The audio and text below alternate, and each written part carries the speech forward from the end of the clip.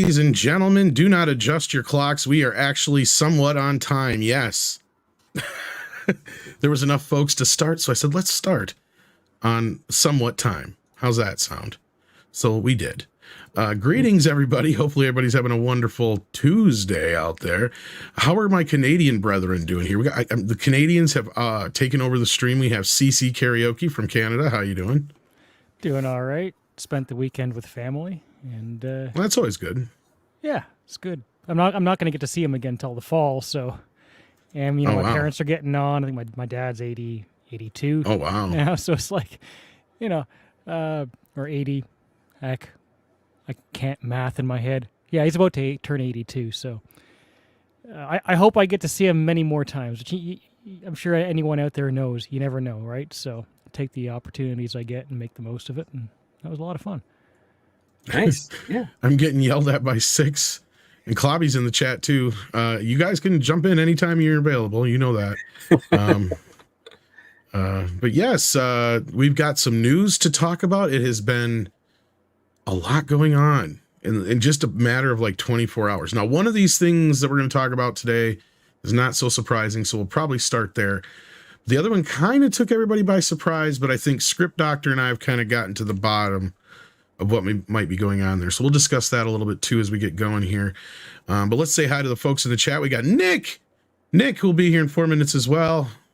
Got Daryl Brewer, got 16-bit, Professor Haitian. We've got SXHBK. I said it right without screwing up this time. I'm on a roll already. We got Steph. We got Yeknomino. Action Com is here to take the notes. Six, as I said before, hop on in whenever you're ready if you can, if you want. Clobbering Times as well. Same thing. Randall's here. We got Headspace Astronaut, Mecha J, Morgan King. So many more. Look, this. We got Waltman here too. He's got the $1.99 for us. This well, Hollywood, stay out of Trump's indictment. What is going on with that? I haven't even heard. They didn't arrest him yet, have they? I don't think they can. The statute of limitations is already expired in the state of New York. Well, that was the whole big thing, is they were going to arrest him. So it'd be. Oh wow! Look at this! Like all three of them at the same time. That's amazing. Sorry about that. The Twitter thing. No, I never got a link. You got to refresh Twitter sometimes, Claudia. That's all. Twitter's weird. I had the same issue before. I don't think Tom didn't send me the link. Sorry and I'll about double that, look. No, it's okay. Claudia, I know how you feel. I've had it happen to me before. I'm like, then all of a sudden you'll get like a message where it shows that they sent it at that time, but it's new for you. Yeah, Twitter's weird. It just went nuts on me. Yep, it went nuts on you. I've been a victim of it. Indeed. So Six, how you doing? I'm doing very well. How are you? Doing good. Glad to have you back. It's been a tick. You've been in the background most of the time. Yeah. How you feeling? Better? I feel really good. Good. Good. Yeah, I'm just catching up because you started on time. I know, right? I do that. I surprise people. I'm subverting expectations. Okay, Ryan. Yeah, I figured it would subvert everybody's expectations. It's just like Empire Strikes Back. All right. I'm sure that's what he sounds like. I don't know. I've heard him talk before, but I don't remember. Nick, how you doing, brother? We got 48 hours to talk about tonight. Oh, yes, we do. And Clobby will We've been waiting for a long time. Oh, yes, we have. We've been waiting for a long, long time, but we ain't gonna wait no more. Oh, no, we ain't gonna wait no more at all. No, I'm good. I actually came back from an appointment just on time. Had my ears cleaned out. It's like a whole new world. Everything. So you can hear us? I can hear you way more than I normally do. Which is do you have excessive wax production? Wow. Yep. So that sucks, because I asked my doctor about that, and I'm like, he's like, your ears are like abnormally clean. He's like, do you clean them all the time? I'm like, yeah, because I can't hear shit. He goes, I think it's your allergies. You're congested, and that's why. Yes, because I'm like, I can't figure it out. Sorry, but yeah, so that sucks. I can't imagine. No, it feels good. It's like a whole new world right now. It's like I had to turn my music down as soon as it turned on in the car. I'm like, oh, that's loud. What? So yeah, it was really it was pretty much just like that. But no, yeah, happy to be here. And you said it best about being an eventful 24 hours. So yeah, it's gonna be an ultimate 1-2 punch of Meat and Toxic Tuesday tonight. I'm ready to get the show rolling. Yeah, we ain't partners, we ain't friends, and you're gonna be sorry you ever met me. I'm already sorry. Oh, I love that. Great movie. I know. Hey, Clobby, how you been, brother? Hey, buddy. Been good, sir. How you doing, man? Good to see everybody here tonight. Doing the best I can. You want to talk Yeah. about some Star Wars shit? Never heard of it. Star what? What? That's Well, your favorite thing to talk about, Tom. yeah, it is. So we can rest easy now. Damon Lindelof's Star Wars project is seemingly dead. Oh, man, I was really looking backward at that. Yeah. Well, yeah, as I said, we're going to start with this one because this is kind of the, oh, wow, no surprise there kind of story. Because as of right now, I think the only Schrodinger Star Wars project still out there is the Waititi one, but Nick claims it's dead. So I'm going to go with Nick on that one. I haven't, unless there's been something to really confirm and deny that. But Damon Lindelof and Justin Gibson depart as scribes for secret Star Wars pick. Sharman Obaid Chinoy still aboard as director. So it's not totally dead, but Lindelof is gone. So they have a well- director for a movie that hasn't been written yet. Pretty much. Yeah, I mean Oh. it's an assignment gig. That's par for the course. However, part of me suspects that Lindelof was never really in contention, and he was just speaking out trying to get the job, and Disney just said stop talking. Oh, Probably. Good. Well, we got Mikey here. How you doing, brother? Hey, Hello, I am officially here. Arriba. Can anyone hear me? We Yeah, we can hear you. Maybe he can't hear us. Yes, I can hear you now. Yes, Oh, now I you am can hear here, us. but that does not mean I am a YouTuber. Thank you. Totally a YouTuber. Because you're late. So you're already doing YouTube things. Anyway, Lucasfilm's top secret Star Wars. You're just in time for the news. Top secret Star Wars movie to be directed by Sharmeen Obaid Chinoy, if I'm saying that correctly, has lost its screenwriters. Damon Lindelof and Justin Gibson. Deadline can confirm. Details as to the film's plot are still under wraps, though. It doesn't have a plot because it ain't been written.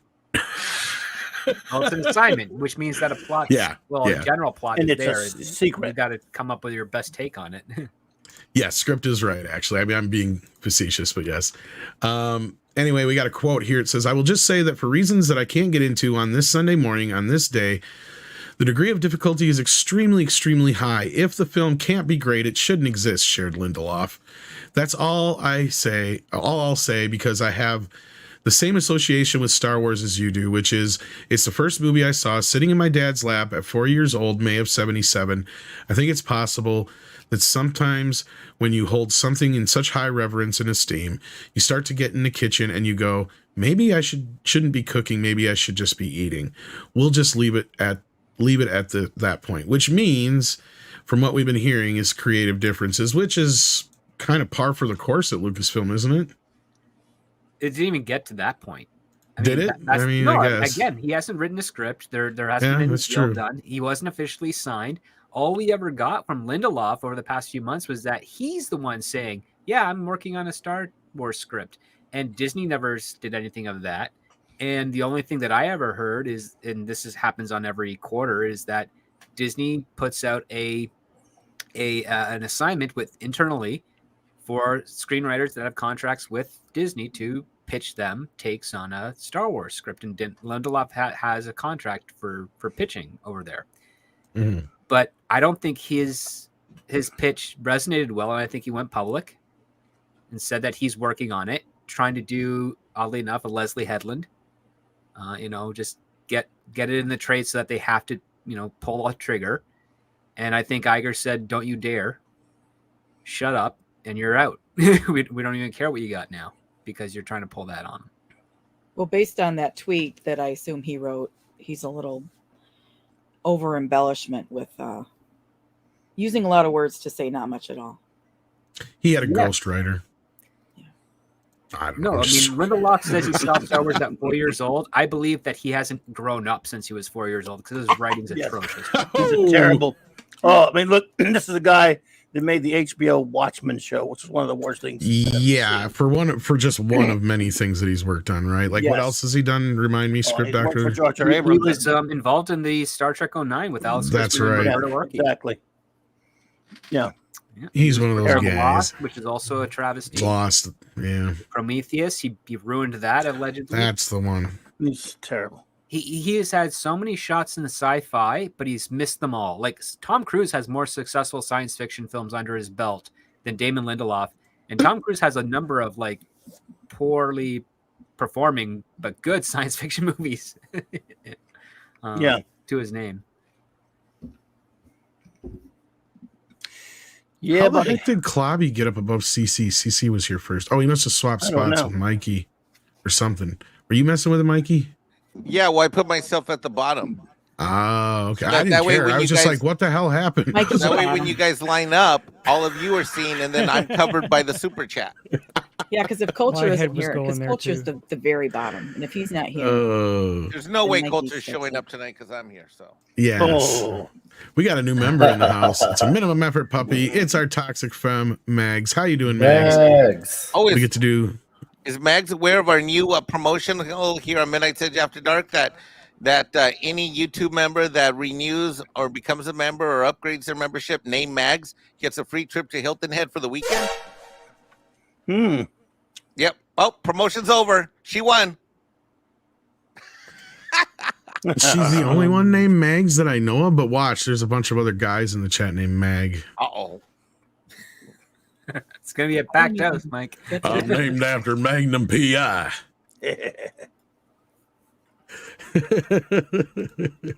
It'll be maggots. That would be funny. Mark Daly. I named my kid Mega.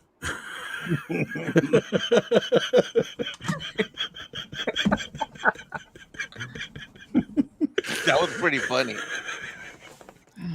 Now you know you've officially went way too far. Wow. Mark Dolly says, so they dropped the house on Alonso. When does KK get a bucket of water? I'm melting. What a world, what a world.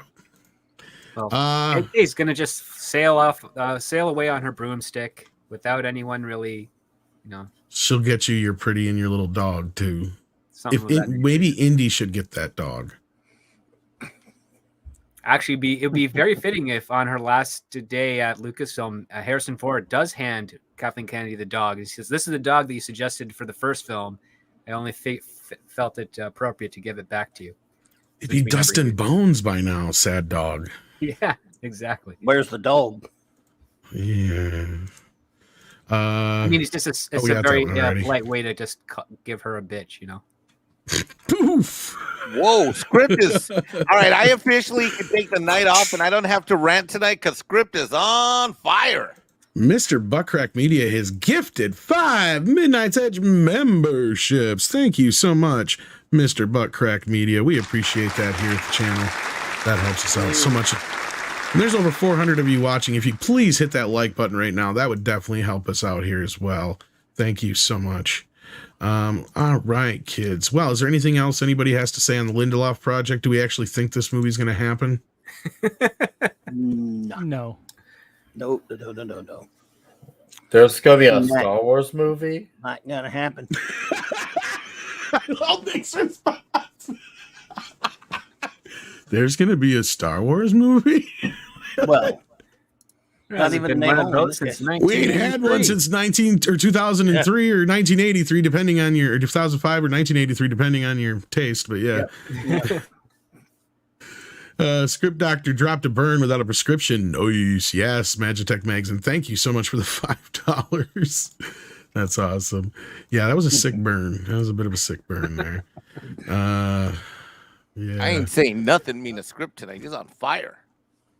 I was gonna type something in the back and I forgot what it was. I had like half a sentence there. I'm like, how the hell? And then I don't even know what the hell else I was gonna write. I don't remember what the hell the problem was.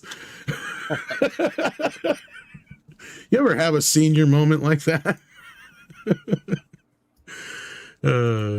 Anyway, so the big news to nobody's nobody's surprise is that Victoria Alonso has been either fired or left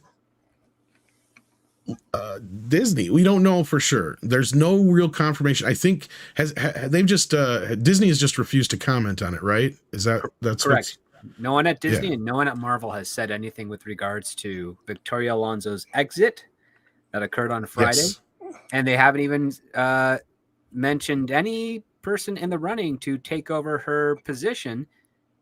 And, if it was really important enough to be made for her, you would think that someone would have to step in and pick up where she left off so that Marvel Studios can maintain their release schedule.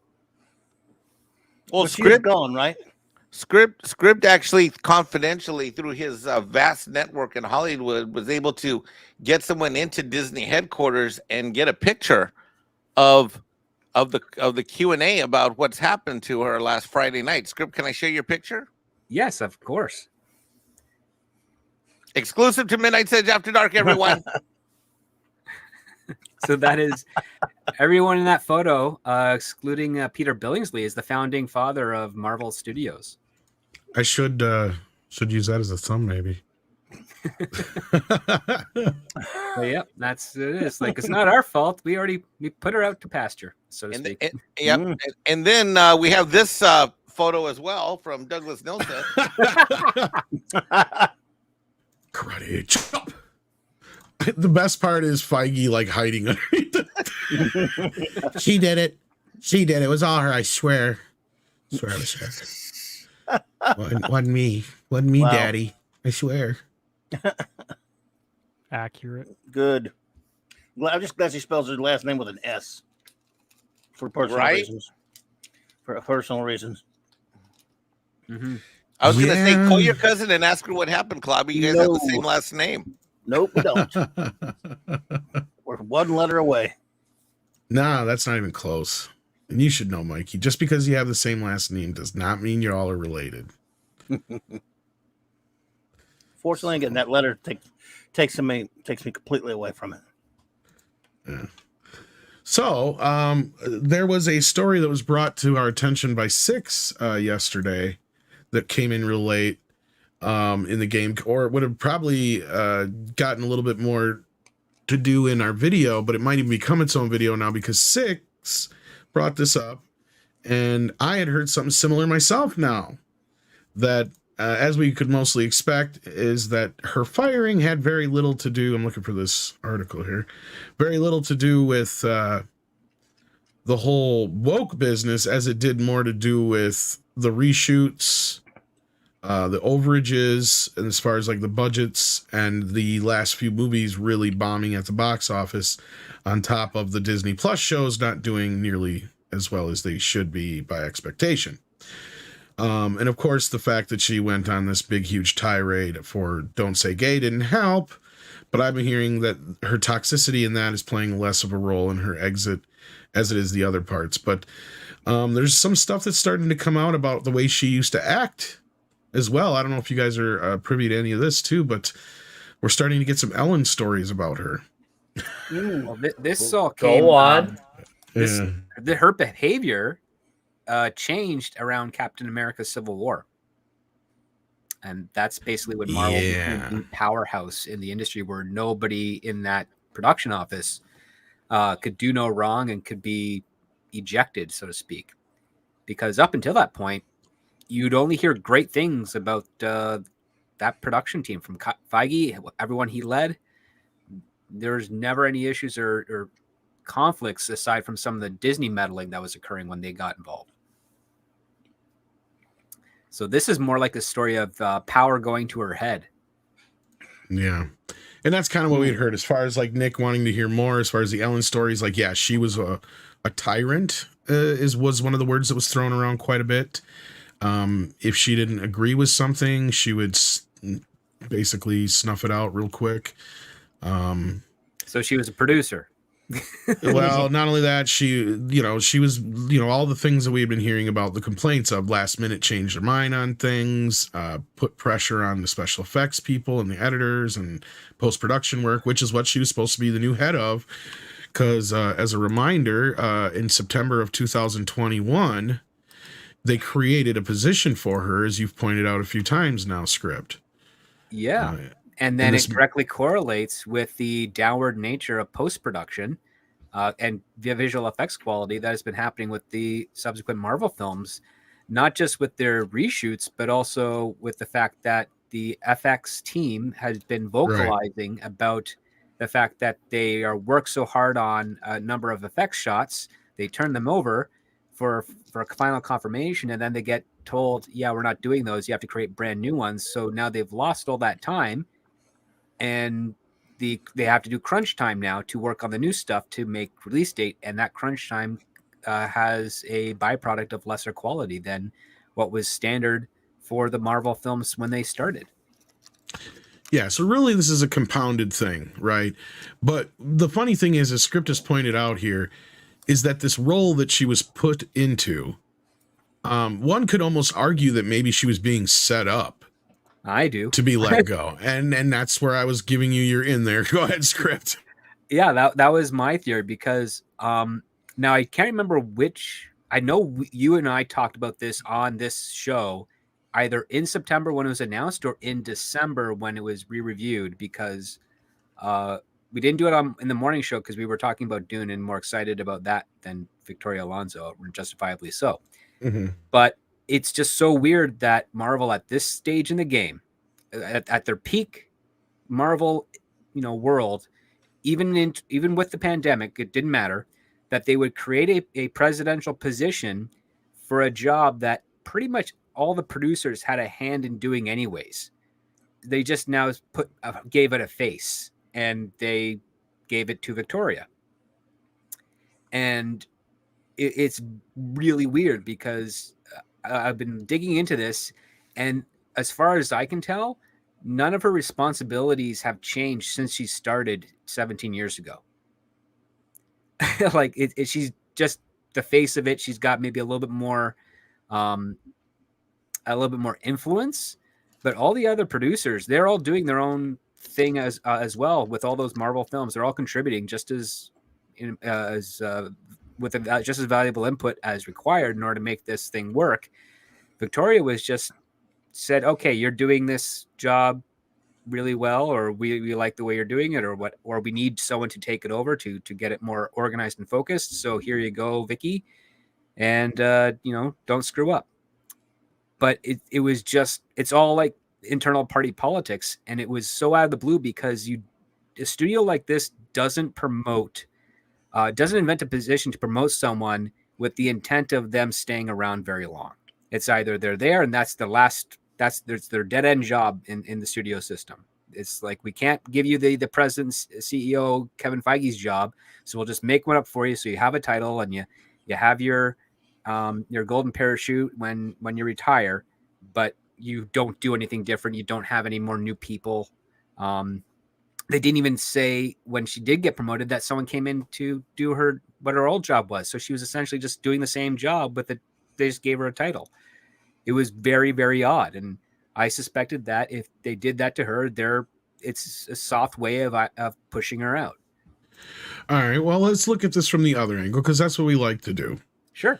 Let's say that they didn't fire her, she left. Well, what would constitute her wanting to leave? Well, a good proponent of that could be that Bob Iger saying that all these projects are going to get cut back on, right? Mm-hmm. That would be a good reason for her to throw up her hands in the air and go, well, how am I supposed to make all these projects, or how am I supposed to do this or meet this or do that if I don't have this budget, or I can't have this show, or I can't, or I have to push this back. This could cause a big stir in that respect, to where maybe she was just feeling like, she was feeling a bit cornered, as she should, in that especially with a limited means to go by. And she probably, maybe she kind of played a hand that was like, we should be getting this much more for our budgets, these movies, just because the last few haven't done so well. You can't blame us for that. That's between COVID and this and that and the other, and God knows what else, kind of excuses. So let's just say that was the reason she was the one who actually walked out, because of these budget cuts and as a protest to the firings and other things that are going on. Maybe that's a scenario we haven't even really explored yet. Quite possible. It'd be incredibly foolish on her part if that was the actual case, but yeah, it's definitely a possibility. It could be one of the other and part of the other too. She could have called, like I said, maybe she was bluffing and somebody called her bluff. Could have. I mean, especially with Iger and Disney board saying we're cutting back our expenses with regards to our staff. And again, her position was a titled position only. She didn't have her own substaff. If anything, all she did was make phone calls to the FX people and say, yeah, we're changing it. Because again, she wasn't part of development. She was part of production and post-production. And one of the interesting aspects that some very desperate producers do is if they don't like how the movie's going to their, in the direction that they agree to with the script and with pre-production and whatnot, they, because they're part of actual production, can order rewrites, can order new casting, can order reshoots, and get the movie that they want. Because once cameras start rolling, she's in charge. And that kind of lines up with a lot of the issues that have been occurring with the last films. I mean, Doctor Strange and the Multiverse of Madness, the original director left. And then they had to scramble and get Sam Raimi to come in. And then I would not be surprised if there was a little bit of a butting of heads between those two. And then Raimi was like, you know what, to heck with it. I don't need this. I'm just going to do the job so I can go do my own thing. Because Raimi is his own very isolated type of guy.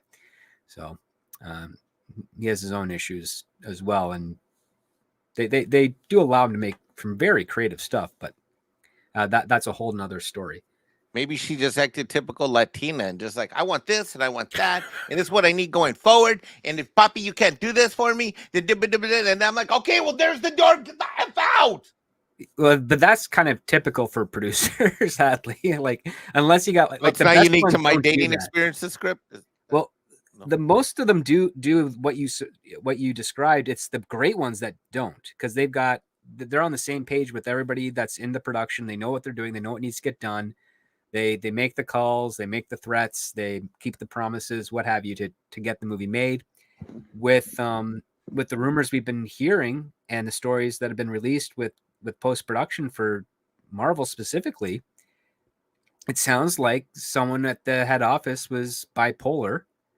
And for some strange reason, even Kevin Feige was agreeing with the new choices being made for that, because he still had final say on those parts, even though most of his focus and attention was on the Disney Plus shows, which oddly enough, Victoria didn't have really anything to do with that on the same level. Like, she did supervising post effects for the TV shows and oversaw the What If, but it was mostly Kevin's boat because he pretty much left the films on autopilot and didn't realize that the autopilot didn't work. So you could focus on the Disney Plus stuff. And now who knows what's going to happen over the next few weeks at Marvel. Very interesting. What's your guys' takes on it? Nick, anything to say about this? Or yeah, actually I do. I'm at the point where after thinking about it for the last 24 hours and also watching your video, which, guys, if you haven't watched it, obviously Midnight Edge just posted like 3 videos in the last day, one of them being the Victoria Alonso Destroyer Marvel video. Watch it, because that gave me a lot of great insight into how she was, because she always seemed like one of those positions, like, what does she actually do? And then you see that video and you get kind of an idea of what is her deal there. She obviously was very driven by activism and ideology, especially later on once they became like the cream of the crop, the MCU. And she was starting to go on her tangents about how the X-Men needed to be called the mutants. So I truly believe that she was fired. I think something abruptly like this, I think she was fired. I don't see her wanting to, give up a position like this. That just doesn't seem like her, considering that this is her time to shine in a way with everything that's coming out. I mean, Ironheart, that Agatha show. What was the other one? Man, I've lost track of this stuff. Miss Marvel came out last year, but there was another one that was on the way. All I'm trying to say is that there's all Echo. the Marvels. Echo, thank you, Echo. And then you got the Marvels. It just doesn't seem like her to quit while this is going on. Because if we've seen something before in Hollywood, when these companies and these people see that their companies are losing money, it doesn't get them to quit.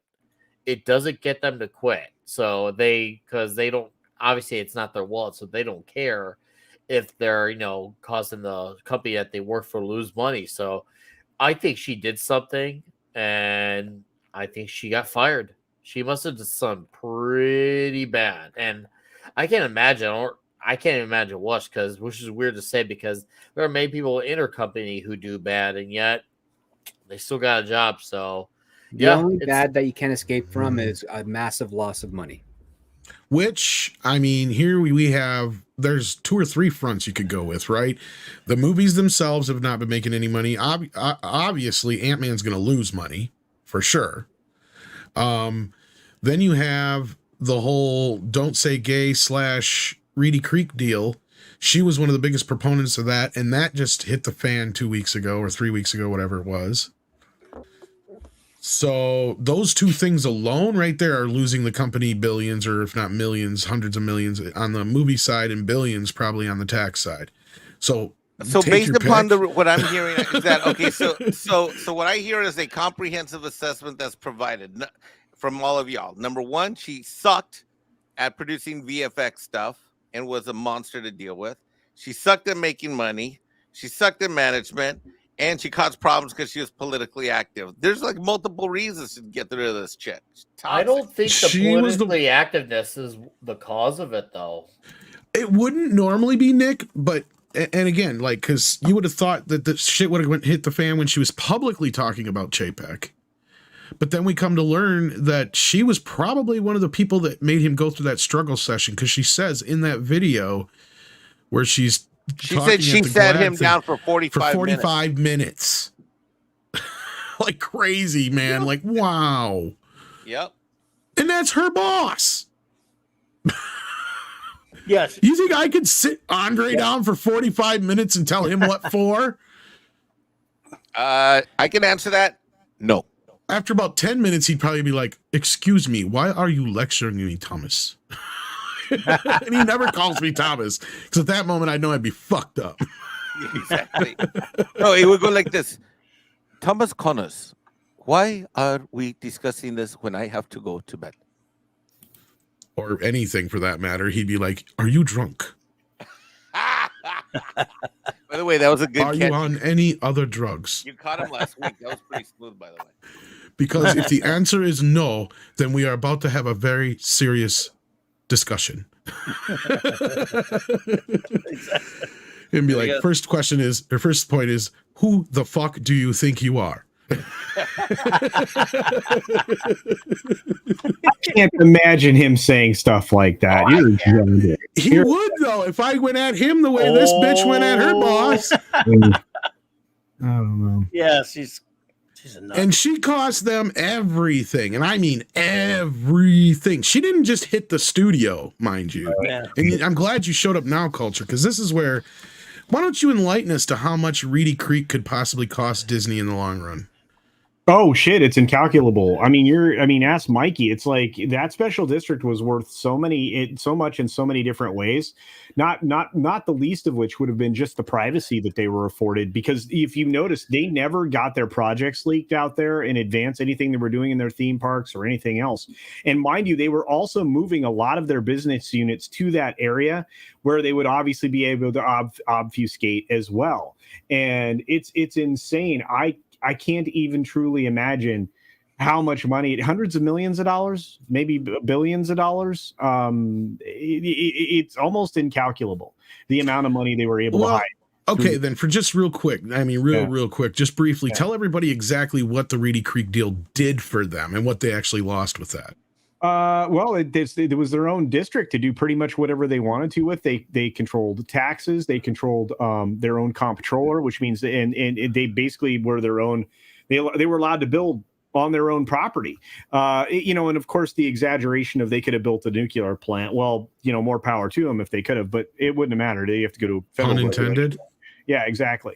But they really could do everything. They had their own utilities, and I'm not kidding. Their sanitation, whether it be sewer or trash, they controlled all of that. They controlled absolutely They controlled everything. They had fire. They had a special response unit like a SWAT team. They had their own police department. And then their base level security guys. They had essentially control of every single element of their own infrastructure. They controlled whether or not they could swap out water lands, for protected lands, because that was part of the thing, was setting up sanctuary. They had their own way of taxing things. They had their own way of controlling everything on their own property. You won't run into a whole They lot. had their own cop shop, their own fire station, and hot pistol. Yeah. Well, they had everything. They literally had everything, and it blows my. They had their own housing developments. They had their own cities. They had their own town. They had you name it. And now that was, and by the way, it was all governed by a very small portion of humanity. They really kind of just followed orders. The people. And then remind me again, do Universal and all the other theme parks have that same luxury? No, the unique privileges here, the resort fees, all the other things that are tied into it were, essentially just funneled into Disney proper. So basically, DeSantis said, here is the graph, fuck around, here's find out. And you just went straight through it. Well, and we're not even getting into the bonds. Mike, you want to talk about the fact that they could issue their own bonds and everything else? Well, they can't anymore. No, but they were basically a city. Yeah, there it is. Valentino Doc. Yeah. I mean, it's it would be like me and Culture were Disney, and we're sitting around and saying, hey, Culture, you want to build a new Mexican Iron Man Culture Casino mega studio for like $55 million over there by that oak tree? And Culture says, yep. All right, all in favor, Culture? Aye. Opposed? All right, we're gonna go do it. All right, now that we turn around and we say, okay, now where do we get this 55? But we'll just issue some bonds. Yeah. People are like, what's that? Like, well, let me just type this up. I need this. I need that. I need this. I need that. And then, okay, now I can go to the bank and write myself a check and go get some money from a bank and get bonds. Fun. Yeah. And I don't mean to interrupt here, but for those who are curious why I said hot pistol, it's a joke. It's a very inside joke. My kid, when he was about 3 years old, started figuring out signs. Right? He go GREEN. That spells green, don't it, Daddy? And I'm like, yep. One day he goes, why does that sign say hot pistol? I said, it doesn't say hot pistol, son. It says hospital, but that's very close. So ever since then, the hospital is a hot pistol. Hot pistol. Yeah, and I mean, it's amazing what they lost in all of this. I mean, consider this. They were their own real estate commissioner. They were allowed to build their resort properties in any manner in which they saw fit. They could build them anywhere they wanted to, provided obviously the land would support the buildings, the structures, et cetera, which is difficult in Florida. You have only so much buildable land in that 43 square miles that they control. And it's just insane. It's just insane. I mean, they had their own clubhouse facilities. They had, everything you could possibly imagine a city would have, they had, or they could build, they could facilitate. They actually created a power deal with the local power company to build a solar plant on Disneyland in the shape of the head of Mickey Mouse. I don't know why that sounds so cool. It looks pretty neat, but it's just, you don't even understand. They didn't have to go through anybody. They just kind of said, oh, well, this is going to make it. We're not going to have any. We're going to have these clover leaves, so we don't have any stoplights. We're going to make this super convenient for our buses. We're creating our own bus lanes that are bus only lanes that, if they tried to make a lot of the things they do now, they wouldn't be able to. And when they do look to expand their mass transit, if they ever do decide to extend the monorail or put in the people mover system instead of this goofy gondola things that, are, an interesting thing in of themselves, they're going to have to go through the city. Anyway, I got to shut up because I can go on forever. No, you're fine. And I asked you to give us a good rundown of it, and that's a really good rundown. But CC, you had an idea, or at least a thought that you wanted to bring up. Yeah, and then the topic changed, so I didn't want to disrupt the flow. But no, go ahead. No, what we've been talking about in general is that Alonso's departure. There's a difference between firing somebody and a company moving in a new philosophical direction, and I do wonder what the long-term ramifications are here. If this is just somebody who happens to be woke departing the company, or whether or not Disney is actually starting to turn the ship towards creating different kinds of content. And it's, yeah, I mean, No, I think that's a very valid question, and I think we've kind of broached what that could be, but I think Script has brought it up time and time again, that the rot set in way deep, right? It's not just her. She's more or less a symptom of the problem, right? Yeah, So at this she's point, Disney of is just many. basically trying to snuff out symptoms, and they may not even know why yet. But yeah, go ahead, Script. Victoria, it was enabled by everyone around her. Like, again, Feige was still at the top, and he signed off on all of the decisions that she made, all the decisions that the other producers made. They all met with him at the end of the day, and if what she was doing didn't cause a public blowback, then everybody would have just been gung ho for it. And the only hope we can actually have for the future of Disney films is that there's probably a better possibility that the VFX are going to improve now, since they're not going to be redone multiple times before release date. So they'll still probably have all the same issues we've commented on, except at least the visual effects will be good, most likely. And if that ends up being the case, then yeah, we've just scratched the surface with regards to trying to find the root cause of the quality decline at Marvel. I certainly noticed the decline in visual effects from around Captain Marvel. I mean, I noticed it in say all you Civil want War. about, say all, well, yeah. When I saw Civil War, the Sokovia Accords felt to me like the writers were almost talking about an actual inside Civil War, and I have no idea if that's true. It just felt that way to me, like it was the beginning of a fracture. Yeah. So I could go back that far. What's funny is that in the comic books, and Mike, you can verify, Klobby can verify this, is that the Avengers worked under the auspices of the federal government, which is why at a period there's like you can only have 7 members or 6 members on your team on the East Coast or on the team, and then they went to the West Coast Avengers, which had another group to circumnavigate that issue. So yeah, they've always been kind of a political, I'm not saying stooge, but kind of arm in the comics, at least in the 80s for sure. It started somewhere around like 70s, even mentioned it a little bit here and there, but it got really crazy in the late 90s and into the 2000s. Yeah. Out of hand, in my opinion. Yeah. It would always just found like, I remember reading that as a kid and always thinking, well, it's kind of odd that this, I mean, I understand that superheroes are supposed to fight for justice and whatnot, but why would also they be acting like they are the militant, another militant wing of the government? It almost seems like they could be abused by a corrupt politician and whatnot. And yeah, it got a little shieldy type of thing. Well, they resisted it. Stark used to resist it, go back and forth with him about it, but they kind of kept the government mostly out where they would cooperate. It was cooperative at first. For many years, they were cooperating with them and on the same page. Where eventually they started all these different subset Avengers and all these different groups and stuff, which really got annoying in the 2000s. And yeah, it got out of hand. They were cooperating because they're like, you Avengers team, there's 12 of you. That's too big. You should be cut in half. Right. And fire some of those guys. It's too dangerous. We're scared of you. And instead of them saying, well, we've earned your trust, so leave us alone, they said, okay, we're gonna fire 6 people. So while you got the podium here, Klobby, what's your take on all this between Victoria's firing, the Reedy Creek stuff, the Marvel business, everything? I just want to give everybody a chance to chime in here before we get into a little bit more. Yeah, no, it's all been said pretty well. I think she's been a troublemaker for a long time. I don't know any details about why she's gone, but she's gone for a reason. She cost them a lot of money, basically. She ruffled a lot of feathers. She was an activist, an extreme one.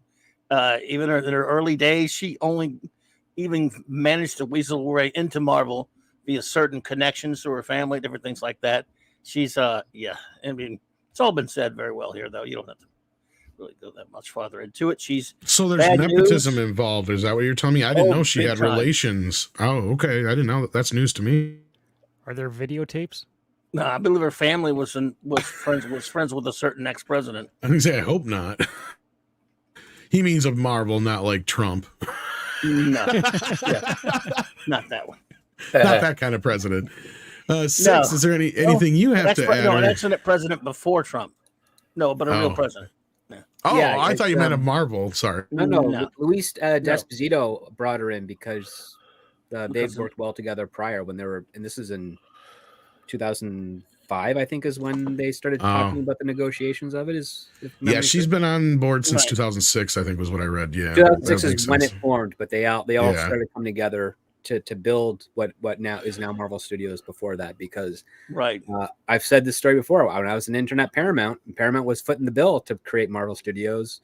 We would have, as the interns who were the young audience that they were targeting, we had to there's this one office that we had to go into with a big whiteboard that had all the Marvel characters that Marvel Studios had the rights to make, and we had to put a check next to the ones we wanted to see.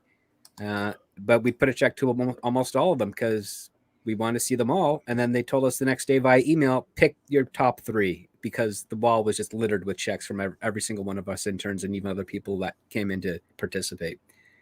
And yeah, that was at the day like that. It was very, very exciting times because no one knew what was going to happen. We just thought, oh, they're going to try and make a couple of Marvel films and see what happens. Mhm. There's no indication that these would ever have been connected at the end of the day. They're just giving it a shot. And Iron Man did really well. And they'd already started filming Captain America and Thor at the same time. And then Disney got involved. And then they rushed Iron Man 2 before the deal was signed with Disney. And yeah, then the rest is history. Yeah. Yeah. There you go. 6, was there anything you had to add or subtract or any comments or feelings on this whole Victoria Alonso, Marvel, Reedy Creek, anything at all on this whole thing? No, I got nothing. What's your women's intuition tell you, Six, about this situation? Do you have one on this? That's a good question. Because you always seem to have a really good What's women's. What's your women's intuition about the situation? Just watching from afar, do you have a little? I think that she wasn't hired. Excuse me. She wasn't hired for any type of necessarily business talent, creative talent. I think she was hired to fill an agenda. She's born in Brazil, correct? Yep. So they got No, that going for Venezuela. them. Wait, isn't she Venezuelan? I don't know. But So she's it's South been there America. a while, even before the MCU got to the top. Hasn't she's been there for a while, Alonso? She's a founding member. Yeah, one of the founding members, along with Feige, D'Esposito. Mitchell Bell, Stephen Broussard, Yes, David J. Grant, yes. and technically Peter Billingsley. But Peter didn't stay after the first movie. I was going to say, wasn't he just loyal to Favreau? Because wasn't he in like one other movie too, or am I wrong? Well, he came back for Spider-Man 2, like the second Marvel Okay, Spider-Man yeah. movie. But no, yeah. I was him and thinking he was Favreau- still a producer on Iron Man 2, though, I thought, but I could be wrong, I guess. Oh, he might have been. That's But what I was thinking. I think he left with Favreau was my point, but yeah. Well, I mean, it's not so much that he left; it's that Favreau fought back. Yes. He lost, and yeah, he was kind of the first one. Not so much out the door, but he wasn't going to be around in a production and directing capacity anymore. He was just going to be showing up as Happy Hogan, and that's kind of bittersweet for him, I guess. And that's probably why he doesn't do any pushback over on the side of Disney. He doesn't want to be put in that same situation. I can see that. Well, the other thing I was going to bring up here was, thank you, Sadie. I needed to back up. There's one thing we haven't really explored yet that I think kind of adds more weight to Scripps' feelings on this and what he's probably heard and what I've kind of been hearing. And that is, got to remember back. I mean, go back to when Black Widow happened and that whole lawsuit. Okay. That time it was Chapek versus Feige, remember? And what happened? Feige said he underestimated Chapek. So Feige found himself in a corner. So I think, and again, this is just me speculating here, I think, from all we're hearing and what from Scripps said, I think he's right. I think Feige set her up for the fall because he was feeling some heat. He knew somebody was going to have to be a sacrificial lamb, and he knew it was going to have to go high up. This is not going to be a Carrie Hart situation. This is more like a Dave Filoni. He's got to go. You know what I mean? I'm trying to give you an example of how high up we're talking. Yeah. And she would be that. Right. And that's where it's kind of that's where I don't think she walked out. I think she was fired. That's my final take on this. And that's why I think if you go back to that, because that timing of that is all at that same time. She was made or put in this new position right after Black Widow, Eternals, and Shang-Chi, basically. No, right after Shang-Chi, but before Right after Eternals. Shang-Chi, before Eternals. Yes, thank you. Before Eternals. Yep. And it was also before Kevin Feige publicly came out and said that he underestimated Bob Chapek. So yeah, it was already in the works. But they already had the lawsuit deal hanging over him, is my point. Yeah. Exactly. Yes. So yeah, like I would say on the more if the nefarious angle is true, then yes, Feige kind of set her up to take the fall, because here's the interesting aspect with regards to Bob Iger's return. Right, Bob Iger comes in, he sees the cut of Ant-Man, doesn't like it, doesn't feel it's Marvel on brand, orders reshoots that start in January. Who's responsible for making sure those reshoots go smoothly and that the effects are updated and ready to go for release in February? Victoria Alonso. So when Ant-Man doesn't perform, who's the plausible one to point the finger at? Victoria Alonso, even though she was just doing what Bob Iger forced her to do, which is you have to reshoot this to get back on brand. So, and you can't fire Bob Iger. So, and Kevin Feige can provide a track record of, listen, she's been in charge of this. Yeah, they all seem like good ideas at the time, but it seems like this is the source of the critiques we're getting. And so if she goes, maybe we'll get a bounce back from the future Marvel projects without her meddling, or they wouldn't really call it meddling, but her notes, even though it's just part of her job and the job of the other 4 guys over there. But yeah, it's very well crafted, and I think it was, as I mentioned on Toxic Femme last night, I think it was, in case of emergency, break glass and throw Victoria through it. I think you're right, Script. And again, I mean, you had to lose somebody, and Iger said specifically executive accountability was in play. So there you go. Can I fire culture? Sure. No. Oh. Out of a cannon, yes. Ouch.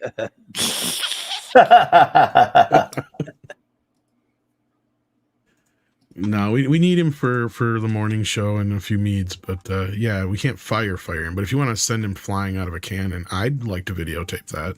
That would be cool. Oh my god, we could live stream it. Would be safer than window exits from certain parties here. Oh, son of.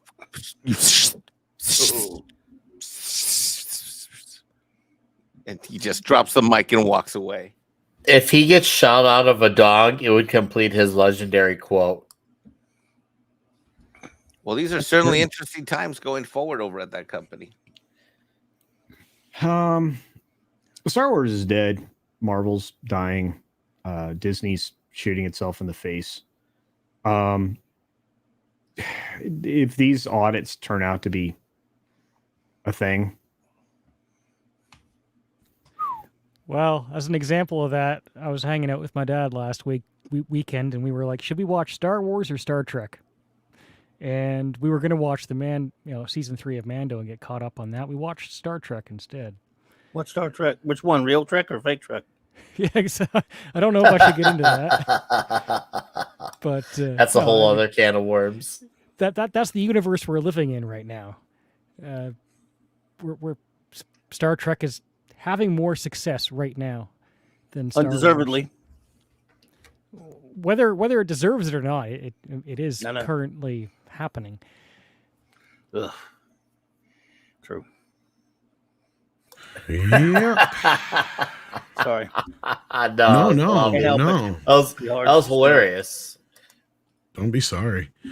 So yeah, there's not much to say until we find out more, and I'm not so sure we will ever find out more between NDAs and as Culture has also heard a similar thing. I don't know if anybody else has, but it was brought to my attention that a lot of these higher level, long tenure people at Disney basically sign away their biography rights.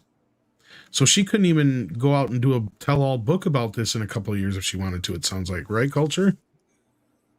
There's a period of time in which they control those memoir rights. And again, it's one of the reasons why we haven't seen a lot of non-authorized, which means it's filtered through Disney content coming from like retired Imagineers that would be, something people would want to hear from. So that might not apply for Victoria because her contract with Marvel Studios predates Disney's acquisition. Well, it did until she got this new contract.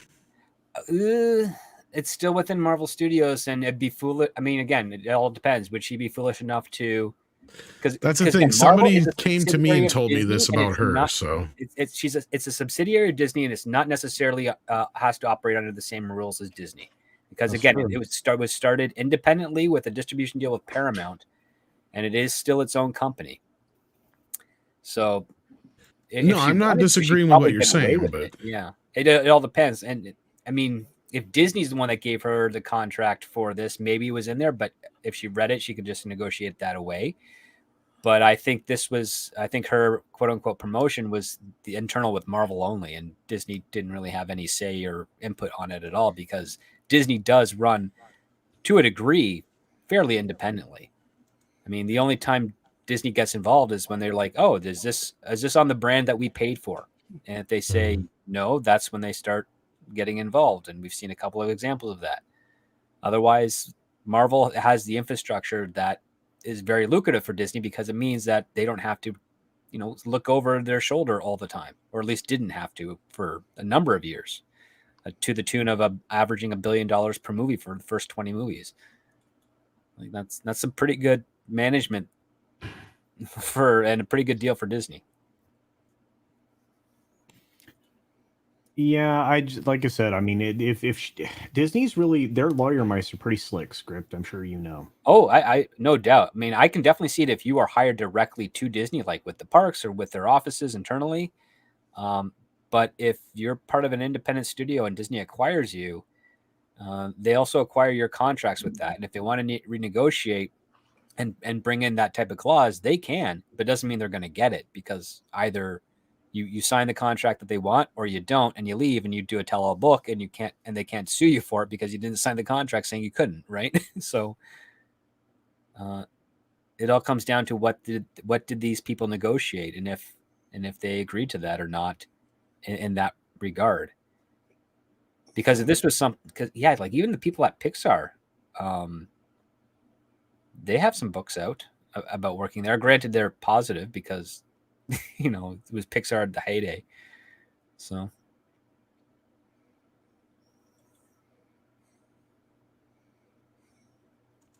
yeah. So there you go, kids. Let's see what you guys are saying in the chat. We got some super chats here. Let's see here. We got Mags here, who's been a new member, but I think we got that one already. She became a minimum effort puppy. And we had Waltman here who says, well, Script Doctor, they're going to indict tomorrow. Oh, now they're doing it tomorrow? Oh, really? Are they going to indict Script Doctor tomorrow? No. If they're going after an ex-president as a political enemy, that's a terrible terrible move for any democracy or any republic. It's bad. Yeah. I'm not going to get into all that. So yeah, John Thomas says, so Figaro pushed Alonso in. Figaro, he means Figo. Figaro. I like that. Pushed Alonso into the holy fire. Who did Darth Kennedy push off the ledge when Indiana Jones flops? Or who does she put off? Well, she already got rid of Kiri Hart. Michelle Warajawan is still there, but she doesn't have her assistant position anymore. Jake Kasdan's just a creative. I don't think he has any executive roles. Wait, Jake or John? Or John, I meant, sorry. I'm so sorry. Jake is a good one. He doesn't work for Disney. I meant John, sorry. Yeah. John needs a job because his dad, because he's pathetic, so his dad hired him. Son, you can't write for shit. Here, take Willow. Indiana don't Jones kill still him. needs to fail first, and that's the thing. That's which I'm not expecting it to break the bank, but I don't feel like we should get premature with it yet. I'm wondering. I think it's I'm wondering if it's gonna even have a good first weekend because I that's think it's hard gonna to do all measure. right. You think it's gonna do okay first weekend? Yeah, because for various reasons, like if the movie's actually good, I mean, And the sky's there the is that limit. possibility. But There is that odd possibility. it's the type of movie that I'm trying to remind people that yes, there is some Star Wars Indiana Jones fan base crossover, Oh, but Indiana Jones has more of a fan base that's in common with like Top Gun, like what went to see Top Gun Maverick this last year. So in that respect, I think it's going to probably do better than people expect, at least up front. Word of mouth is another story. So we'll have to see how it goes.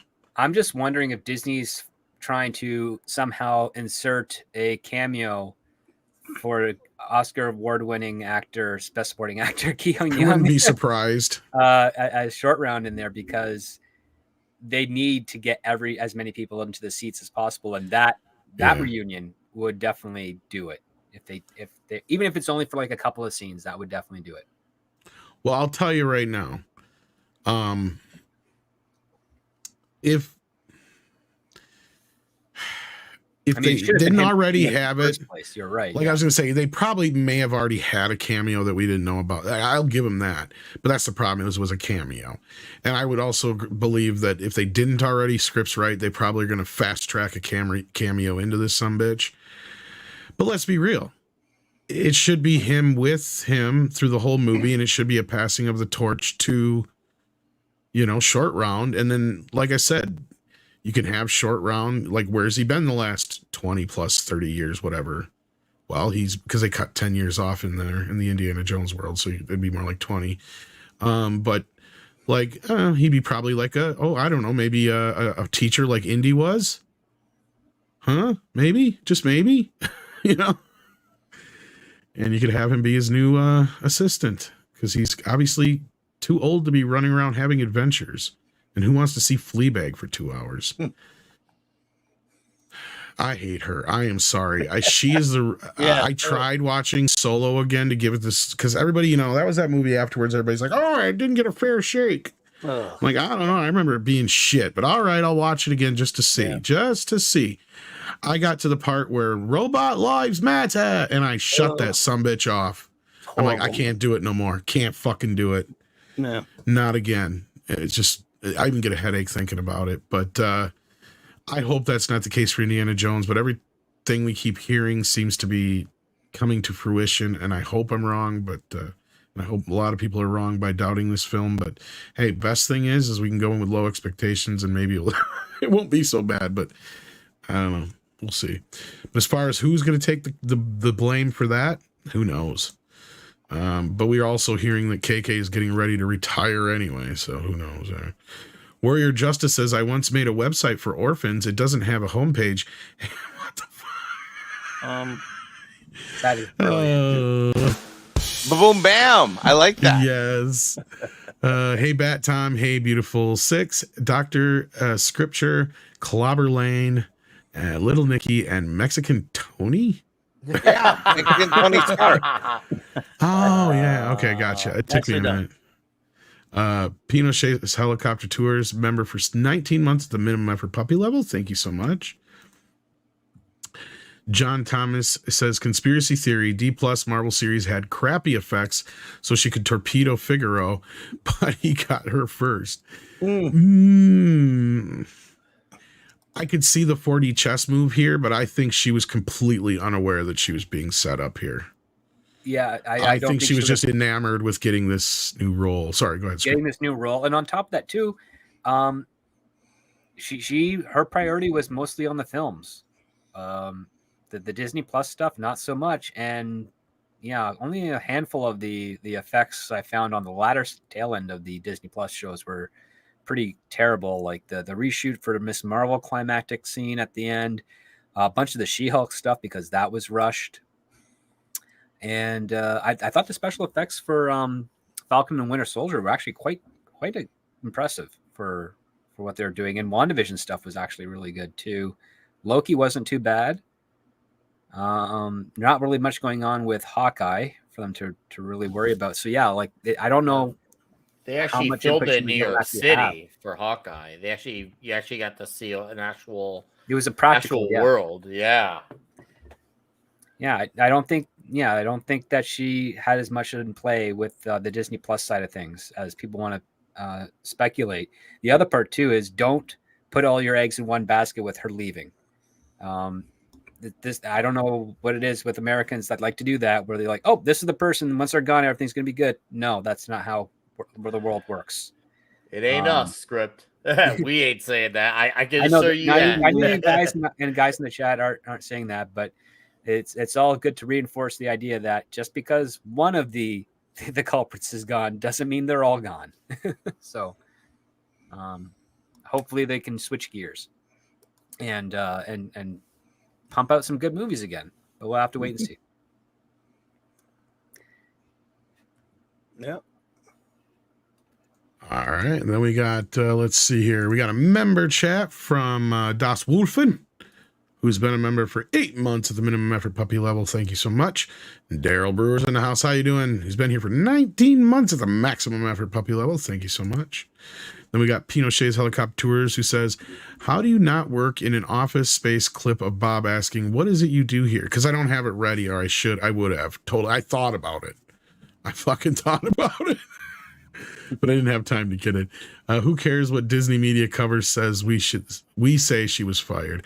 This is true. And if we do another video on it, which I'm sure we will, I'll try to find a way to work that clip into the video.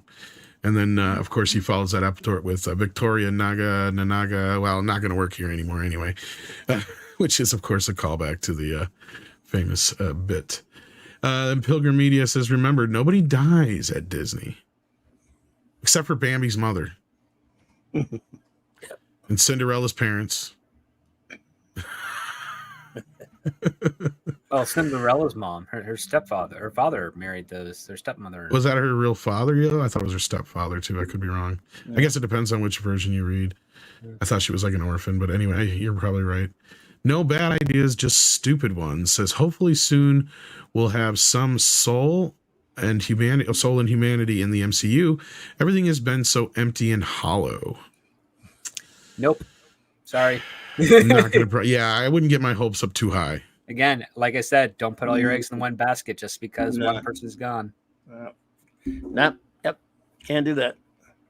The best you can hope for is that the movies will look a little prettier, but still be the same, have the same issues. I mean, I'm still celebrating it. I'm still celebrating on her Latinx ass. I will push a little bit back on it and say that you're probably right, Script, but she has been the one that I've heard consistently about being the most active and being an activist. And I think if anything, that video that we had in our video from last night shows, her at GLAAD and the way she was talking. I would say she's the loudest, but not necessarily the... But I think she may have been one of the more influential ones in that, is what I'm trying to say. I could be wrong. But in that sense, that will, if taking her out of the equation, it may not help, but it's definitely not going to hurt. Because if worse comes to worse, if she was one of the more loud, pushy activists within the group, then if that factor's taken out, then other people will have, they'll breathe a little easier and not worry about shit. Because look at what happened with Spider-Man No Way Home. And you kind of agree with me that the only reason that movie isn't probably spattered with woke is because they just didn't have time to fucking worry about it, right? Yeah. Because I mean, I can tell you right now, if they had more time to think about it, I guarantee you, Victoria had been like, I think that MJ is taking a little bit too much of a side seat here and being just a little bit too understanding of the situation, and I think that Peter needs to stop and address her feelings right now, and I guarantee you that kind of shit would have slowed the movie down. Yeah, probably. No, luckily it was just time clock because The Flash was supposed to come out the following year, but that wasn't going to happen. No, and I'm just waxing here, but still. Marvel and Sony didn't realize that, or didn't. They worked under the idea that we got to beat DC and Warner's to the punch. So Vicky, don't whatever they do for visual effects, that's what we're doing with. We just don't have the time to reshoot it and redo it. And I think she was like, okay, fine, good, whatever. That or I'll she was focus more on the others. preoccupied with the visuals, considering they didn't have the time. Right. Yeah. That could very well be too. And again, it may not even be her, but it very well could be. And I think that, again, I don't want to give anybody false hope. I just want to say, let's see how this rolls. Once we get past some of the stuff that we know has already been in production and worked on already, that she would have been a part of, and then her name's still going to be attached to or whatever. Yep. Like once we get past all that, then we'll see. But one thing's for sure we can probably guarantee is that the X-Men movie will be called the X-Men. That's what I'm getting at. Script. Yeah, sorry, CC, but that's what I was getting at. Sorry. Yeah. Well, I'm on the same track as you. I mean, will the mantle concept fade out with her? Will we get the X-Men instead of the mutants? Will we get less Riri Williams and more actual Iron Man? Well, those are two different things, very much so. The mantle stuff is to save Disney money from having to pay the creators of those original. Yeah, but the reason CC is bringing it up is that Alonso is one of the big proponents of that, though, too. He was. He is. In fact, to quote her, I think it was the suit isn't the suit, or the suit is the superhero. Basically, is what she was trying to push. Sorry. Yes. No, that's why I'm asking, is because yes, she's pushing that concept, but yes, there's also other reasons that it's been beneficial to them to try and push that concept financially. So which one's going to be more of a factor going forward? They'll go with the cheap one until it fails, and then they'll spend the money and bring it back. But with regards to the X-Men stuff, she was the only one that I ever heard of that's against it. So I would say that is now pretty safe to assume that X-Men will be the title of and what they'll be referred to when they get to that point. But even though she was, I don't think that she brought up the idea of the mantle stuff. I think that was already done from someone else higher up. She just found the most plausible argument to sell it so that the studio could just be happy with that. That could be too. And we knew, and I'm not going to deny the whole like obvious copyright thing. That's always been something that's been looming for a while. And even DC has had that. So that has nothing to do with her. So even Kirby's estate is still dealing with a lot of those things right now. Right. Well, I'm just saying, because we've even had Ethan Van Sciver talk about that directly. And he's like, yes, I can confirm this is a thing that they are worried about. This is the reason why they're doing this, from the DC side of things. So again, with DC doing it, and Victoria has nothing to do with that. So yeah. Megs is in the house. How you doing, Megs? It says it goes deeper than Victoria. There's a whole lot of poison that's rooted in Disney and needs purging in general. Yes. Yep. That's the bigger issue here, unfortunately. And then we got Big Daddy MRI, who says, after all the bloodletting at Disney, how long before the ship turns around? Disney is not family friendly or American friendly or safe for kids. When does it turn around? Will it? I'll tell you this, Big Daddy, and I don't know if anybody else wants to chime in after this. And thank you for the $15. That's very generous, on top of being a member and a mod. I don't think it's going to turn around anytime soon because they have doubled down on the woke. Iger has said that is a big part of what they want to do. I don't think that is why Alonso really lost her job, more so than just the cost factor and these movies failing lately. I think it's going to take them a few more years. Disney is going to be the last studio to turn around. Unless Bob Iger is talking out of the side of his mouth, which could very well be. He could be talking out of the side of his mouth, knowing, that the shit needs to stop, and he's just saying it because he knows that's what the papers like to hear. That's what a lot of the Rees at the Disney Kingdom like to hear. But I don't give Bob that much credit. Anybody else want to chime in? Go right ahead. Yeah, no, Tom, I think, I don't want to make this like a black pill. It's not. I mean, much like a few of us had said about them being the last, if they do, I give it around 10 years. If I had to be very realistic. And I think when it happens, it's going to just be what feels like a natural transition. It's not going to be this thing where we all wake up and everyone celebrates and brings up the champagne. It's just going to be like just something that happens very seamlessly, like almost like a cultural change. Because a lot of cultural changes kind of happen sometimes quietly. And I think this one is going to be one of those things, and they're going to be the last should that happen. I don't see them doing it within the next 3 or 4 years. I'd like to be wrong, but I think, there you go. Pinochet's right there with me. I think 10 years is what we got to be more realistic about. And I know for a lot of people that's a long time, but we got to honestly just, if we really want them to change sooner, we got to make them feel like they've been hurt sooner. Like it's not even just about the movies, or you got to let go of every other aspect of it, whether it's the parks or anything. You got to, if you really want to make them hurt, you got to really help make that happen. Because even if you're given to just any of those things, I hate saying that because it sounds like I'm telling people how to spend their money, but I'm just saying, if you really want there to be a change, you got to make them hurt. You really got to make them hurt, and that requires not doing any exceptions. And luckily for those exceptions, there's alternatives to all those exceptions. So yeah, that's my piece. I'd also ask, how long is it going to take for people to trust Disney again? Because if I was a parent, and full disclosure, I'm not, but if I was, I would have always thought of Disney as something I could leave alone with my kids and not worry I think about the it. answer's on the screen. Yeah. Well, yeah. But I mean, even after they turn the ship. That's what I mean, CC, right? though. That's what I'm talking about. It's going to take a generation. And I mean, at least one kid generation, not 20 years, like a standard generation. I mean, like another group of kids to come up. And that would basically be a lot of these kids who are pushing this woke crap. If they're still into this stuff and Disney's still doing this shit, that's how long it's going to take for people to go back to Disney. Otherwise, they're going to have to switch back to just family entertainment. One way or another, I think it's about 10 years at this point for Disney. I think the rest of the industry, about 5 years, maybe a little less. Script has been saying, what, 2025? 2024 will be the first real sign. Yeah. That the direction will be changing. And that, because again, it takes between 4 and 6 years for the industry to actually reinvent itself. And they started picking that up in around 2018, 2019.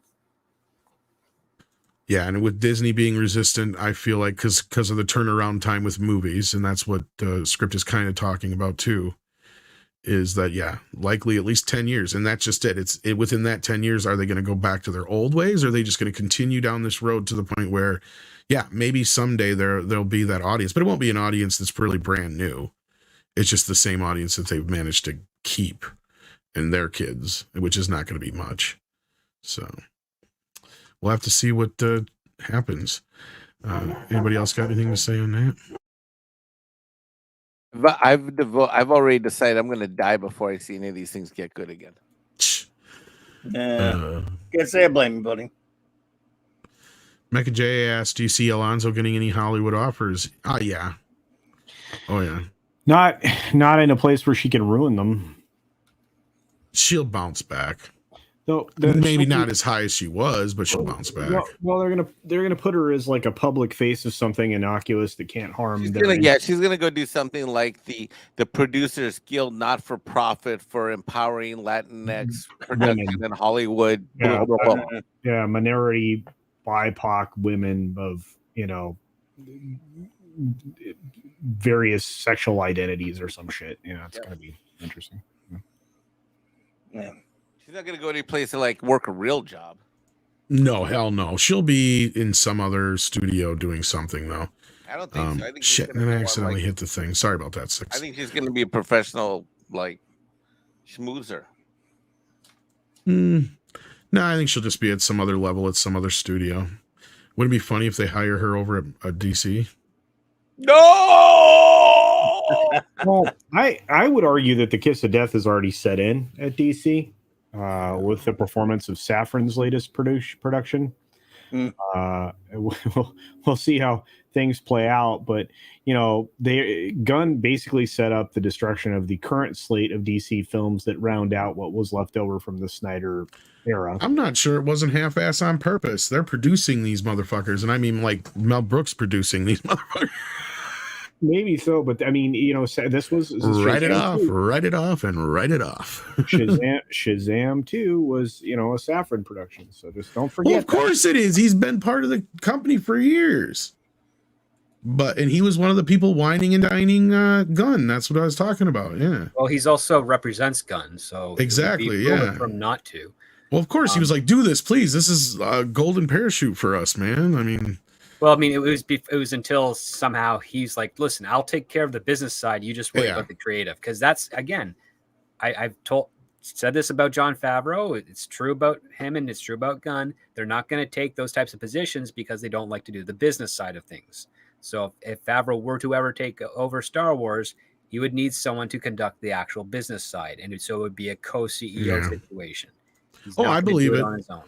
I believe that there was a lunch set up or a meeting set up with Zaslav, Peter Safran, and James Gunn. And James is like, I'll do it, but only if you're there to help me do it, Peter.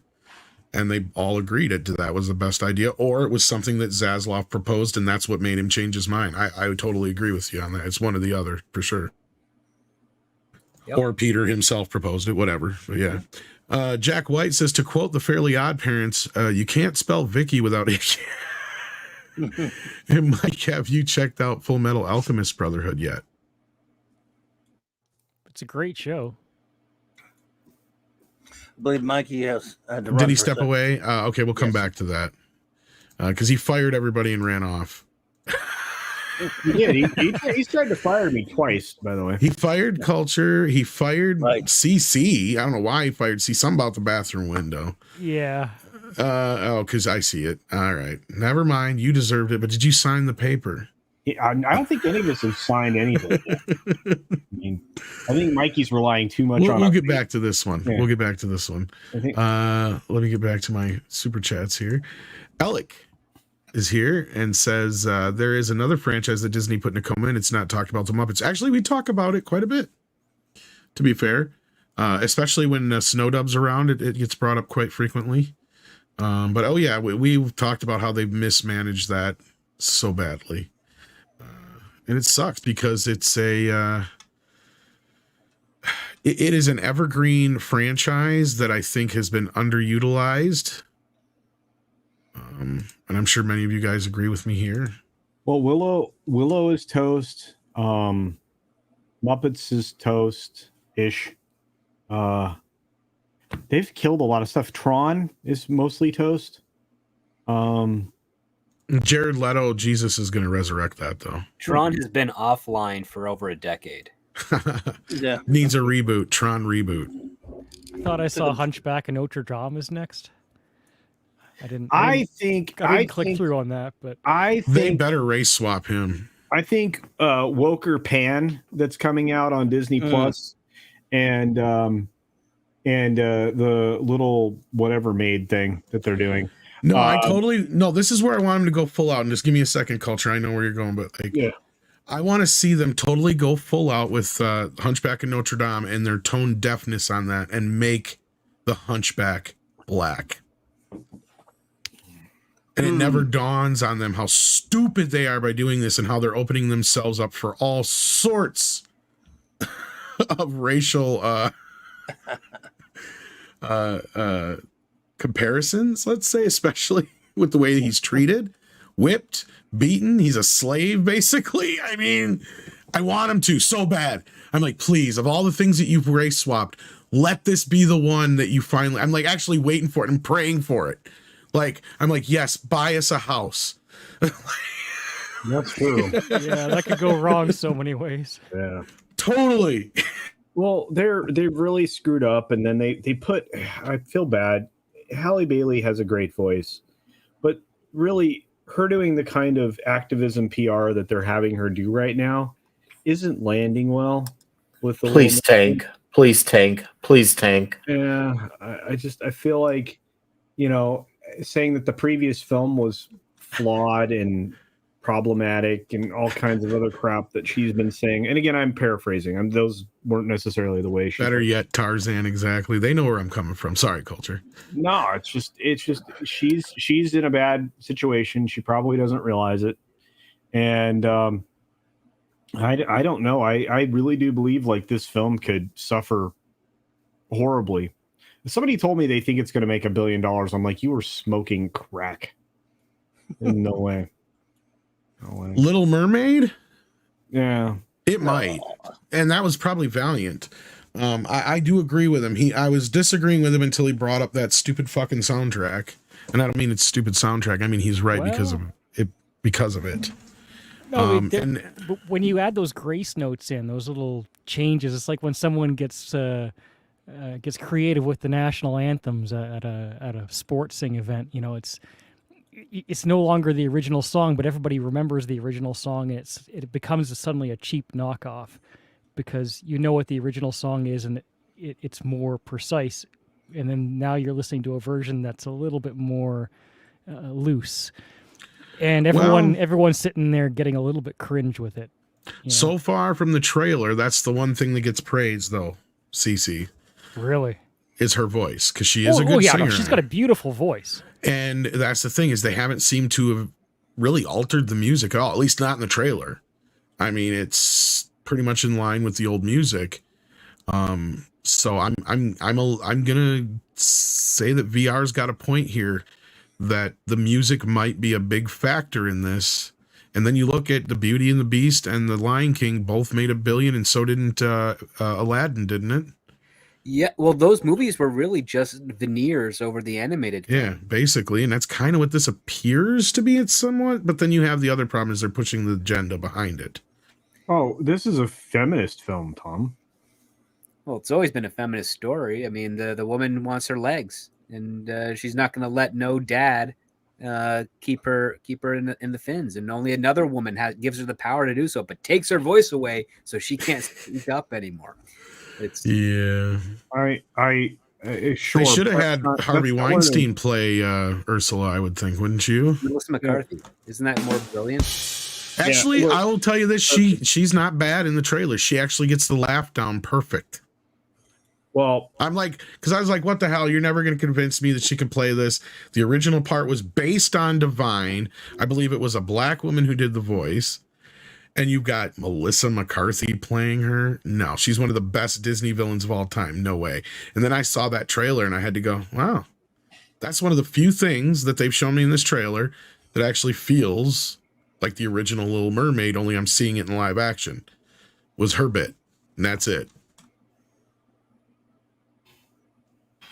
So I'll give it credit where credit's due, but that's it. I don't know, man. I'm not sure about this musical soundtrack going to carry the day. I don't know.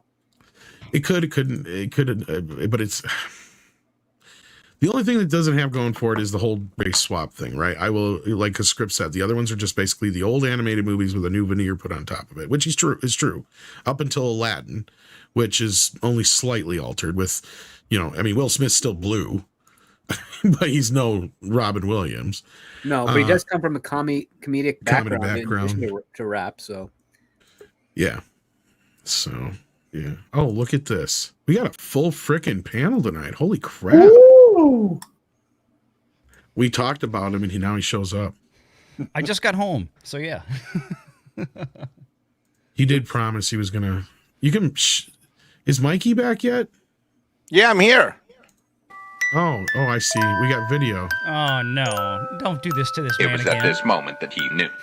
He fucked up. It is pretty funny, I'll say that much. I think I need to make that a button. I leave and we lost 6? Oh, no. Where did 6 go? 6. I don't know. 6. I just got back. She'll be back. I don't know. I think Culture was overproducing my show. Probably. We'll blame it on Culture anyway. Well, he was fired 20 minutes ago before I left on break. Well, and he wonders why. No, yes, we were just supposed to be discussing the Muppets. Yes, this was a franchise that they totally done fucked up.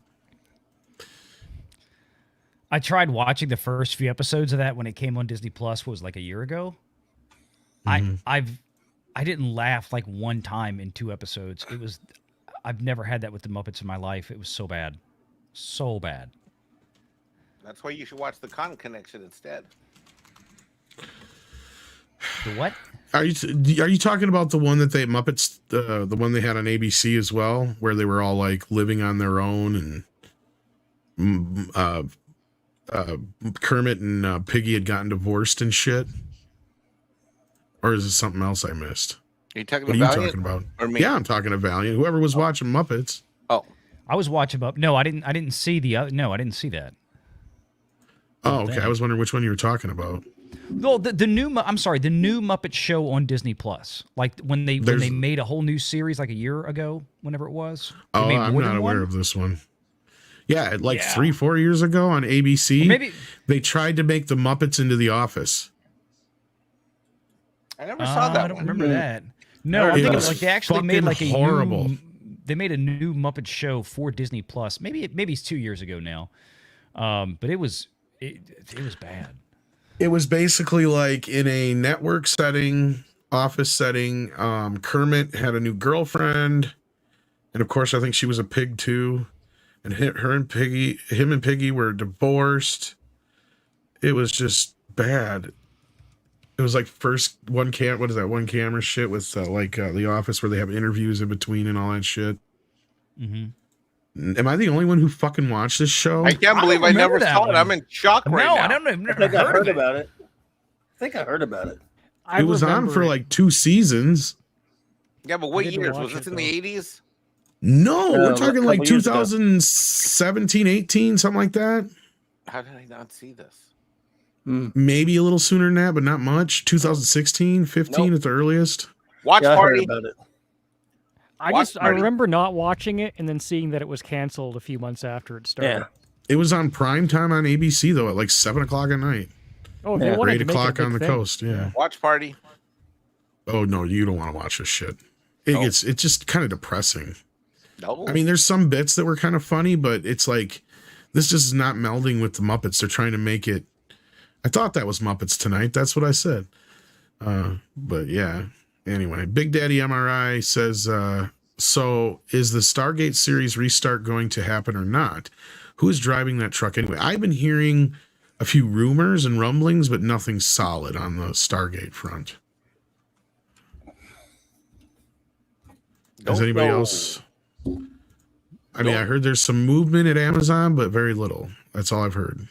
Yeah, I've heard that it's kind of gone stagnant, and I've heard that there's also other people from the other Stargate shows trying to pitch their own version of the Stargate. So there's conflicting takes on the next installment of the franchise. Yeah. So I don't know. I wouldn't hold your breath. Okay, so Muppets Tonight was actually the show that was on the Disney Channel back in the day. Now I looked this up. That's the one where they brought in that new guy to lead the troupe, and Kermit was only like here and there. And I believe that's where Pepe first was introduced. The Muppets was the show from ABC. It was just called The Muppets. It's just, yeah. Yeah, the ABC reboot was not good, exactly. And I believe that's when Steve Whitmore got fired, too. Disney has a wonderful history of rebooting things, don't they? Yeah. Culture's got to leave. He says supper's done. Yeah, I'm hungry. It smells good. So I will be stepping out. I want to say hi to Valiant Renegade. It's nice to see you, my friend. You're great. Mikey, you're wonderful. CC, you're incredible. Good news, Did Culture. you see my new poster? Yeah, I did. I saw that earlier when we were on Mr. H's channel. I was like, Yeah. dang. That's cool. We got Klobby up there. Good to see you. Got Comics Guys here too. Canadian, so because Script is here. Look at all these great people. I'm leaving you in good hands, everybody. I hope you have a great evening. And wow, we'll see you on Wednesday. Good news, Culture. You're rehired. I need you for a 6-minute daily in your channel tomorrow. Oh, I will be there, Mikey. Thank you for rehiring me. I also made sure to put it up on Rumble for you as well. So it will be live on Rumble tomorrow and Twitter. So we'll see what happens. Hi, guys. All right. Take care. Okay, Gotta Swim wonders what the poster was. If you guys couldn't see it, I guess, real quick. It is Jules from Pulp Fiction, and it has his speech. Ezekiel 25, Yeah. 17. Yep. That's I saw pretty that cool. today, and I'm like, that's only $5. That's going in the office. So there we go. Oh, did that wrong. Okay. So let's see. I had one more story here to talk about, even though we lost a couple people. I'm echoing somewhere. I can't tell where, but We don't hear it. I hear No, it I don't hear it. very subtly. But there's been some more movement on this Dwayne Johnson Rock business. Oh, I saw a tweet on this. I was like, is this the okay. one that Zachary Levi retweeted? Yes. So him retweeting it actually adds some weight How to Dwayne what we were hearing before. kidnapped? Wait, was it kneecap? Kidnapped? Kneecapped. Yeah, this is bizarre. It's a Tanya Harding move. No, I don't necessarily agree with what the director and Zachary Levi are saying, that just because The Rock interceded into them getting, is that a word? Interceded? No. Intervened. That's what I was thinking of. Intervened with them getting members of the Justice Society in the film, so they used other actors instead playing the other parts. I think one of them being the James Gunn's wife's character and somebody else instead in the end credit scene. That's clearly didn't make or break this movie. I don't believe that part of it. But what it does do, with him retweeting it, and what this is saying is it adds some weight to what I was told, and I think Script Doctor, you also alluded to too in your own speculation, that Danny Garcia and The Rock were trying to pull some woolly over a lot of people's eyes. And like you said, they may have gotten the go-ahead to say, yeah, Henry Cavill's back in Black Adam, not this whole idea that he's coming back, period. Because what this is actually positing beyond that Justice Society thing is that he basically was trying to hijack the DC universe and build it around Black Adam and Superman. That's true, though. And yes, this actually adds more weight to what we were hearing.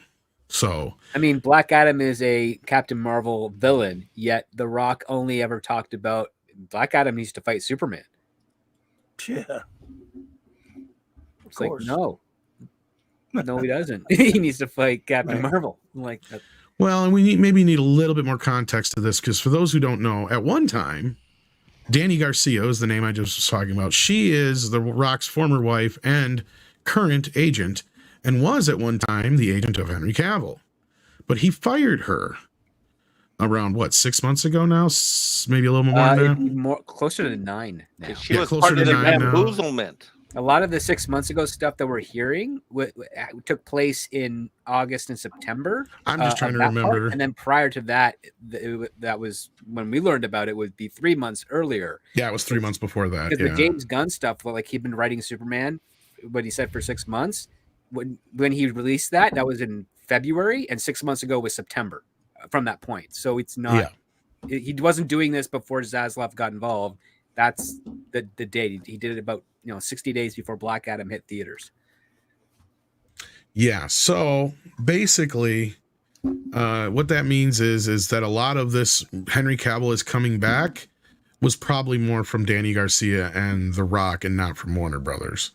And that's why James Gunn is, trying to insist that he had nothing to do with any of that crap, because he clearly didn't. And even though Warner Brothers used him in their announcement of, the new DC universe going forward as a kind of smackdown now, if you look at it, really, because that happened at the same time his movie flopped, basically. So that tells me that was kind of them telling him enough's enough. This is what's happening no matter what you say. And it could have been a message to him and a lot of other people at that point. So I just thought it was interesting when I saw this come up. Again, I don't think that Shazam suffered so much from not having the Justice Society connection as it did just the fact that James Gunn's rebooting and nobody gives a shit or asked for a Shazam 2, even though I like the first one. I do too. Black Adam was the DC lead into it, and it did nothing to actually lead into the movie. And then on top of that, it was a bad movie in and of itself. So, yeah, audiences were already out before this movie was even, did its very weak marketing campaign over the last few months. Yeah. Yeah. I mean, and that's the thing, is I use this film as an argument when some people go like, oh, but there's an audience for the Snyderverse. I'm like, no, there's not, or they would have fucking showed up for Black Adam. And that was the moment they announced it. When that movie bombed the box office, and they knew it was going to bomb, that Monday they announced it. And we had heard it was the week before all that shit went down with James Gunn. So And I think Well, that was look, pretty much confirmed. So there's definitely an audience for the Snyderverse. The problem is it's just not a $200 million a pop No. audience for the Snyderverse. It's $1 million, actually. It's exactly. It's $1 million. Okay, I'll be honest with you. It's around $20 million worth. And you know how I get that number? That's how many Blu-rays they have sold. Yeah, but that's a markup of like, $20 for a Blu-ray. I know, but let's just be fair to them. Let's count those as like basically like movie tickets, right? Sure. We can be fair like that, yes. And we'll give them another 10 million on top of that for however many people may have finished it on HBO Max, and that's being very fucking generous. Extremely fucking generous. I like how you because HBO Max didn't have that many subscribers, I think, at that point. No, I'm kidding. They had that many. They had like 90, I think. But I heard 60% of the audience didn't finish watching it. That was confirmed later on. I can't remember by which outlet, but yeah, it was the same exact thing I had heard, is that most people shut it off midway through and never came back. So that was telling them that this is a dead duck, kids. Because if there was a future in this, we wouldn't be having these conversations. They wouldn't be basically killing the box office on the rest of these movies in the process of. They would have saved this announcement for after Flash or after Aquaman, actually. Because what is a year? The movie's not coming out till 2025. There's nothing that says they have to announce Superman is happening today.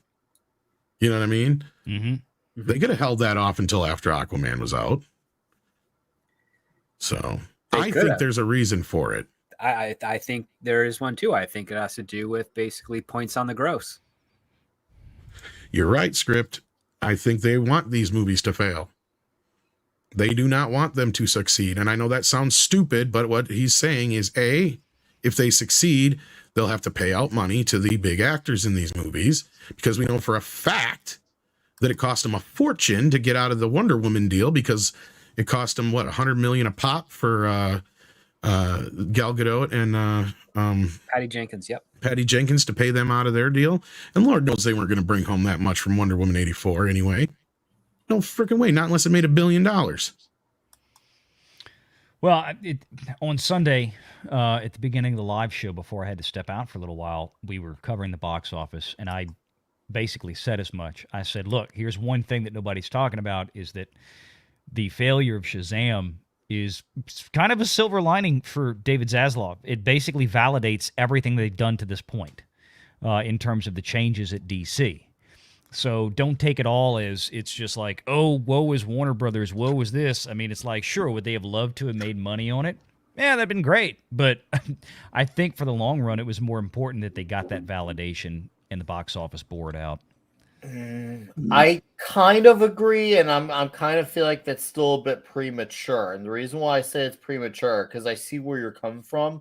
My only gist is I still think we need to see how these other movies perform to truly give him that silver lining, because I think there obviously is some truth there with Shazam, but let's not forget that Aquaman was the $1 billion movie and Shazam wasn't. If we're gonna be fair, even though I personally enjoyed Shazam a lot more, Aquaman for some reason made a lot more money. And also we got the Not Flash movie coming up, and with the Not Flash movie, how many people are going to turn up for Michael Keaton? And as I said a few weeks back, that's going to put them in an awkward position if that movie does well. It's like, do you do more stuff with Michael Keaton? Do you not? It's a weird spot to be in, considering that they're about to reboot a universe. Now, obviously, if all of these bomb, well, then obviously this case is closed. Well, it depends on your definition of bomb, because you mentioned Aquaman 2. You mentioned Not Flash. Both of those movies are going to have to be at or near, very near $1 billion to even think about breaking even. Especially Flash, Not Flash. Yeah. Yeah. Well, I mean, I know they did a lot of significant reshoots with Aquaman. No, too, and there's plenty of reasons to believe that The Flash is now the most expensive film in Warner Brothers history.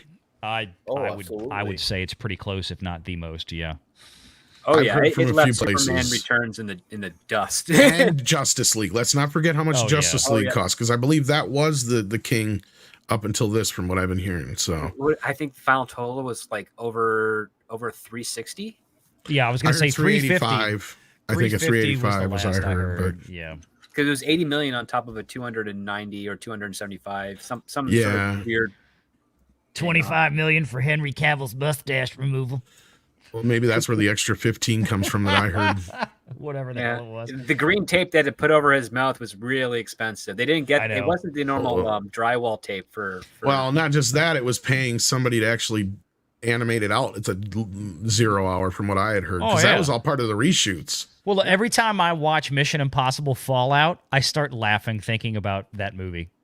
Because let's remember, Zack Snyder shot some of this. Then Joss Whedon took over. Then there were even more reshoots with Joss Whedon. Let's not forget that. he added more Superman because he's barely in it. That's what I was talking about. Is that was part of the reshoot. So that I thought I heard, and I wasn't even kidding about the 50 million because I thought I heard somebody said it cost them quite a bit of money to have that done at the last minute, and they were pissed because it all had to do with Tom Cruise refusing to let Henry Cavill shave his fucking mustache. And Paramount backing him on it too. Like that's even the best part. It was like some in the stipulation he was going under in his contract that he couldn't alter his appearance or something like that. I'm sure Script knows what it says in these contracts, but yeah.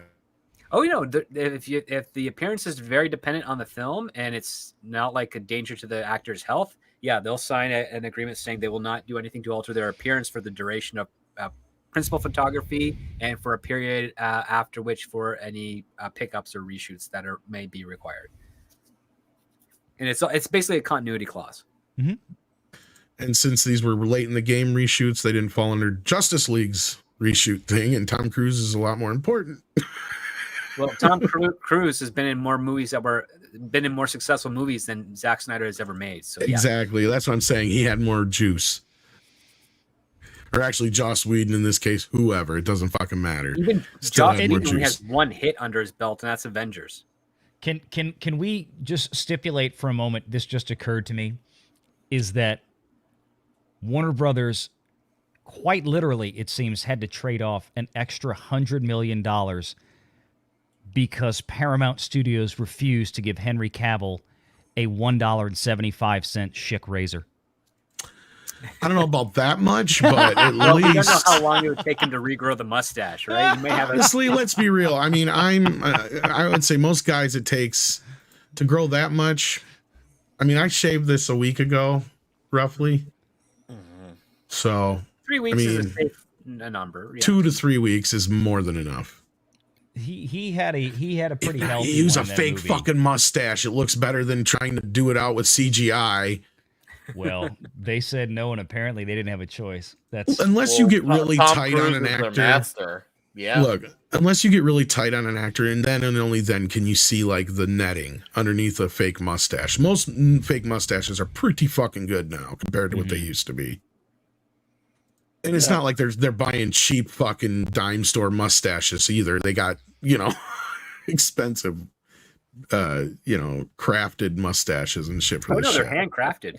Exactly. That's what I was trying to say. Handcrafted, yeah. So anyhow, to me, that would have been the better way of doing it. But I think Tom Cruise just wanted to be a pain in the ass. And it kind of makes me giggle. I'm actually glad he did. Because it's kind of a troll move. It really is. I thought it was great. It shows you Tom has more power than Snyder and Whedon and Warner Bros. Combined. He's like, no, the staff stays with Henry. But, I mean, look, so. Paramount didn't have to release him to go back during while they were shooting all that. So, I mean, it's like they could have just told him, no, you're going to have to wait until we're finished with our stuff over here. That'll be in 3 months. Take it or leave it. I mean, I suppose I don't know all the details, but I mean, they could have been real dicks about it, but gave them what they could. And I mean, look, I'm glad they did that because obviously Mission Impossible 7 that's coming out in a few months, obviously they went over budget. That was beyond their control, but I'm going to help that get over $1 billion. Well, I'm going to too. It's going to need $1 billion for that movie to probably break even with all the delays and everything they had to deal with. 7 different stoppages during that because they were 7 different countries. I mean, it was a mess.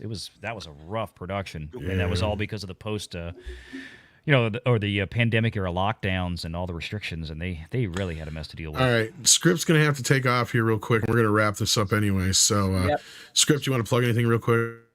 Just if you are so inclined, I dropped a nice little article with regards to the Victoria Alonso exit at Marvel. So Please feel free, if you're interested, to sign up at my Patreon. And yeah, outside of that, yeah, stick around for the close up of the show, and we'll catch you all later. Thanks. All right, take care, sir. Take it easy. All right, we got Jack White in the house. He says, Tom, I just sent you an email with links to some interesting articles, and have you ever checked out My Hero Academia?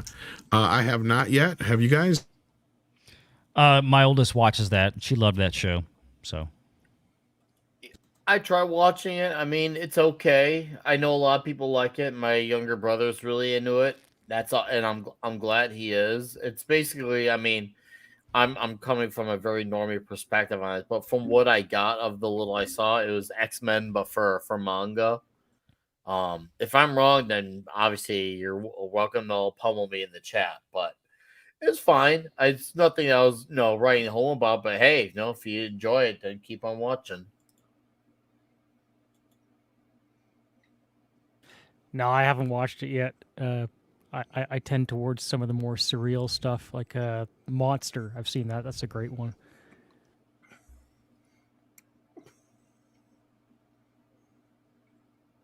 Yeah, and I have not. So it's on my to-do list, because I mean, people keep mentioning it. There's certain larger scale animes that it's hard not to be aware of. And I'm not my relationship with anime is like Tom's relationship with Tom Cruise. Actually, I probably like Tom Cruise a lot more, but I'm the one who hates Cruise around here. Thank you. Yeah, he's the one who hates Cruise more than I do. I don't like him, but I don't hate him. I mean, I used to dislike him a lot more, but I think I have he actual kind of real hatred, but yeah. Well, no, don't like. And Jack, I'm not seeing an email from you here, buddy. I wonder if it didn't go through again. I'll have to clean out my email maybe. I know there was some issues going on too, because like Jason from Sci-Fi for Me TV was asking, did you get my email? Like, I don't know. I like that. That's kind of the answer usually. But yeah, I'm not seeing it here, Jack. Maybe it just hasn't come through yet, or you'll have to resend it. I checked my spam too, so I did not see it in there. Sorry about that, buddy. But we're going to wrap this up here soon anyway, because we've got, in how long here, Nick? About a half hour or so? About an hour. Oh, yeah, that's right. It's an hour. Starting next week will be the new time. Time. Yeah, next week. We've got 48 hours to talk about here in about an hour. So, yeah, hopefully you guys can join us. This will redirect you over to that. I know it's kind of weird. We've actually been starting a little bit more on time, so we get out of here. It's not, a half hour from when we start. I'm used to being only a half hour, and you're like, I gotta go, Tom. No, it's all good. No, I just feel it'll be especially for those who are waiting an hour, and make it easier for them too, because usually most shows usually have like an hour spare. So I was like, and who knows how many people we lose along the way who just can't wait. So get them hooked earlier. The time change kind of helps. I'll be 100% honest with you.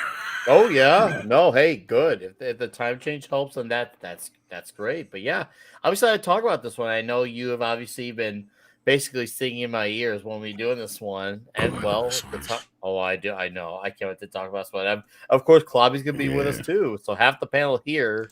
There's going to be plenty of Mad Mardigans tonight. That's all I know. Oh, yeah. And if you don't know what I'm talking about, then tune in to find out, because I'm not going to tell you. Oh, yes. That's how you get people to come watch it. It's going to be fun. This is a movie that they would never make now. Oh, so that's going to be the best part. This is going to be one of the most toxic movies we've ever done on Toxic Tuesday, I think. Yeah. Yep. That show's gonna run 6 hours tonight. I love that movie. Oh, well, 48 Hours is a classic. I've seen it well more than 48 times. I can tell you that. I can quote it all. We've been waiting for a long time. Yeah. Tommy Reviews, how you doing? Says VR. Why does your logo remind me of VR Troopers? I don't know. Are they similar? I'm similar font, maybe. I'm trying to remember. They're similar. I kind of vaguely remember. Let me look. VR Troopers. I guess that would be the reason why, that they're similar. Let's see here. Yeah, it's kind of similar. I can't remember it. Not exactly, but similar. you Maybe go. some way. I'll ask Here. Steven. He might have mentioned something about that when he did this one for me. Maybe he kind of used a little inspiration from that, but not like Might have been. not totally, but I can kind of see where he's coming from there. Oh yeah. Yeah, Little bit. little bit. Yeah, I kind of had the first one I did was similar to that too, and then Steven. I would say did a little bit. That variation maybe on I was just gonna say maybe your older one was a bit more like it, but yeah. Yeah. I vaguely remember that show. I full disclosure, I was never into like the Power Ranger stuff, but I'll tell you, I wasn't think it was either. because That of was things past my like time. Power. I think it was because of things Same like here. Power Rangers, though, that helped, and Pokemon and a few other things that helped get that next generation into the kind of stuff, and the reason why like anime and manga is kind of so popular now. So, hey, you know, that's my take on it. I could be wrong, but I know it wasn't as influential before that. That's for sure. The only anime series I really remember being in the U.S. was Speed Racer. Same here. Yeah, I did like Loves it. Speed Racer. I thought love that was Speed Racer. good. Yeah, I had fun with that one. yeah. Then we got Doug in 1985. VA Loves Horses. I want to see Tom Connors and Script Doctor in a Knight Rider movie. In a Knight Rider movie? Oh, who's going to do the voice of the car? Him or me? Because he's probably the sexy one. If you want to think about it. Hillis Mallory says, but Tom, he is the most electrifying entertainer in movie business. Can you smell what The Rock is cooking? He's cooking about 200 to 300 million tops at the box office is what he's cooking. And that is about it. He showed us what his ceiling is, right? With the Black Adam. That was his biggest movie. That Basically. should have been that was in a weird way. It's kind of good that it came out the way that it did because of that, Tom. Because he's supposed to be this guy who they want to be a big star, and you had the guy who they want to push added on top of it a DC Comics character. So you had IP, big name movie star put together. Should have been a runaway hit, and it shows you even when you combine the two, it wasn't enough, and they had the right opportunity for them to get that movie out, considering how, as we said earlier, with the Henry Cavill scene, that was another moment to show, hey, is this crowd really going to show up? They're not, and the reason why movies like Man of Steel and BDS did so well to begin with, box office, was because they had great first week and weekends to piggyback off of. But if you look at their drops, they were super steep, and they didn't hold up the weekends much after that. So just people, they gave their fool me once, shame on you to Snyder, and they just got to put like, okay, well, I've clearly made up my mind. I'm not with this vision. So that's why Justice League paid for the sins of the Father. And of the Father, and of the Son, and the Holy Spirit. Amen. The power of Christ compels you. What? Power of tortilla compels. Ooh, you make me want tortilla. I got the Exorcist 3 in the mail yesterday on 4K. Ooh. Yeah. I can't wait for now that we saw the news last week about True Lies. I'm excited about True Lies finally coming on 4K, because I remember a few months ago, me and my girlfriend were looking at ordering a DVD of True Lies, but it was like $30-$40. I'm like, it's true. I lied to you. And now I'm like, yes, we will have to pay as much money in your face. Yeah. So I can't wait to have that on 4K. Get your ass to Mars. Yeah, shut up. I'll kill you. Put the cookie down. Arnold's Pizza Shop. You order, we bake it. Shut up about the pineapple. I kill you. Pineapple does not belong on pizza. What is wrong with you? Put some manly meat on it. Yeah. That was I like yours. I like yours sausage and pepperoni and the little fishies. What are they called? Those things. Put it on there. Be a man. Eat it. Quit screeching your nose. What are you, a girly man? Yeah. You can't eat the little fishies. Watch this. Are you in raw? You'll like the toppings I give you? Shut up. Shut up. Or I'll fuck your maid.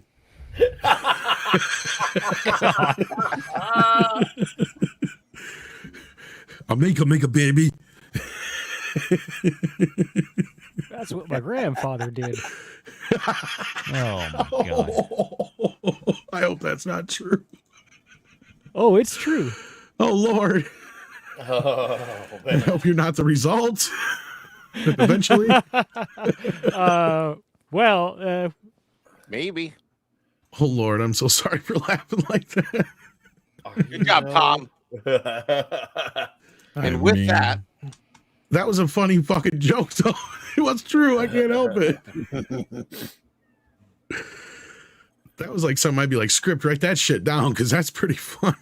well, I mean, I'm a ginger, and we never really knew why. Now we know why. oh, Go, yeah. Your life sounds like Yellowstone. Yep. And now for something completely different. Let's go around the horn, kids. Valiant, what have you got going on? You got any videos you're dropping? Well, I had the one last night regarding Alonso. I had one this morning regarding the Acolyte. That's brought the funny people crowd. And then I've got, let's see, tomorrow, next day. I've got a couple in the works right now. I've got to get back to editing. I was doing one on The Little Mermaid, and then I'll probably have one on this Shazam stuff that we've just been, or at least that I missed the conversation on, so I'll share my thoughts on that tomorrow. But yeah, got more stuff coming up. And of course, the live shows on Sunday. So. Indeedy do. Mikey, you're the biggest YouTuber in the room. Tell us what you got going on. I might be on the end of the morning show tomorrow, and I'll be on Doomcocks tomorrow night. All right. We like it when you're on the morning show. That was pretty fun yesterday. It's awesome. And then we have Nick. You're going to be doing a show here. We already talked about it, but go ahead and plug it one more time because Clobby's going to be there too, and then he can segue from there. Yes, 48 hours, Toxic Tuesday in 50 minutes.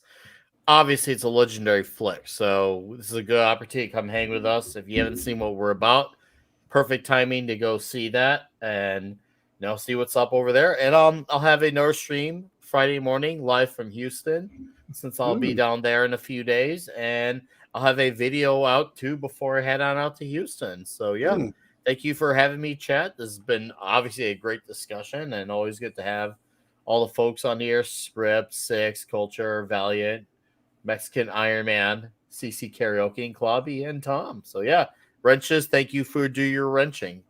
Thanks, guys. Indeed. So Clobby, you gonna be there with us to talk some 48 hours and 48 minutes? One of my favorite all-time films, so can't wait to do that. Appreciate the invite there, Nicholas. Let's see here. And tomorrow night should be with Loki and the gang. I guess we're having the comic book roundtable at 7 Central on Loki's channel. I think we are. If we are, I'll be there, and I'll have my own wild card show after that at 9 p.m. Central on my channel. Then here on my channel again at 9 p.m. Central Thursday night for with Raquel and Mark for the Clubhouse, and then of course Saturday night Star Trek 9 Central, as always, for more ending season 5 of Deep Space Nine. So thanks for having me, buddy. Appreciate it, and all of you, my good friends on the panel, good friends in the chat, have a fantastic continuance of your week.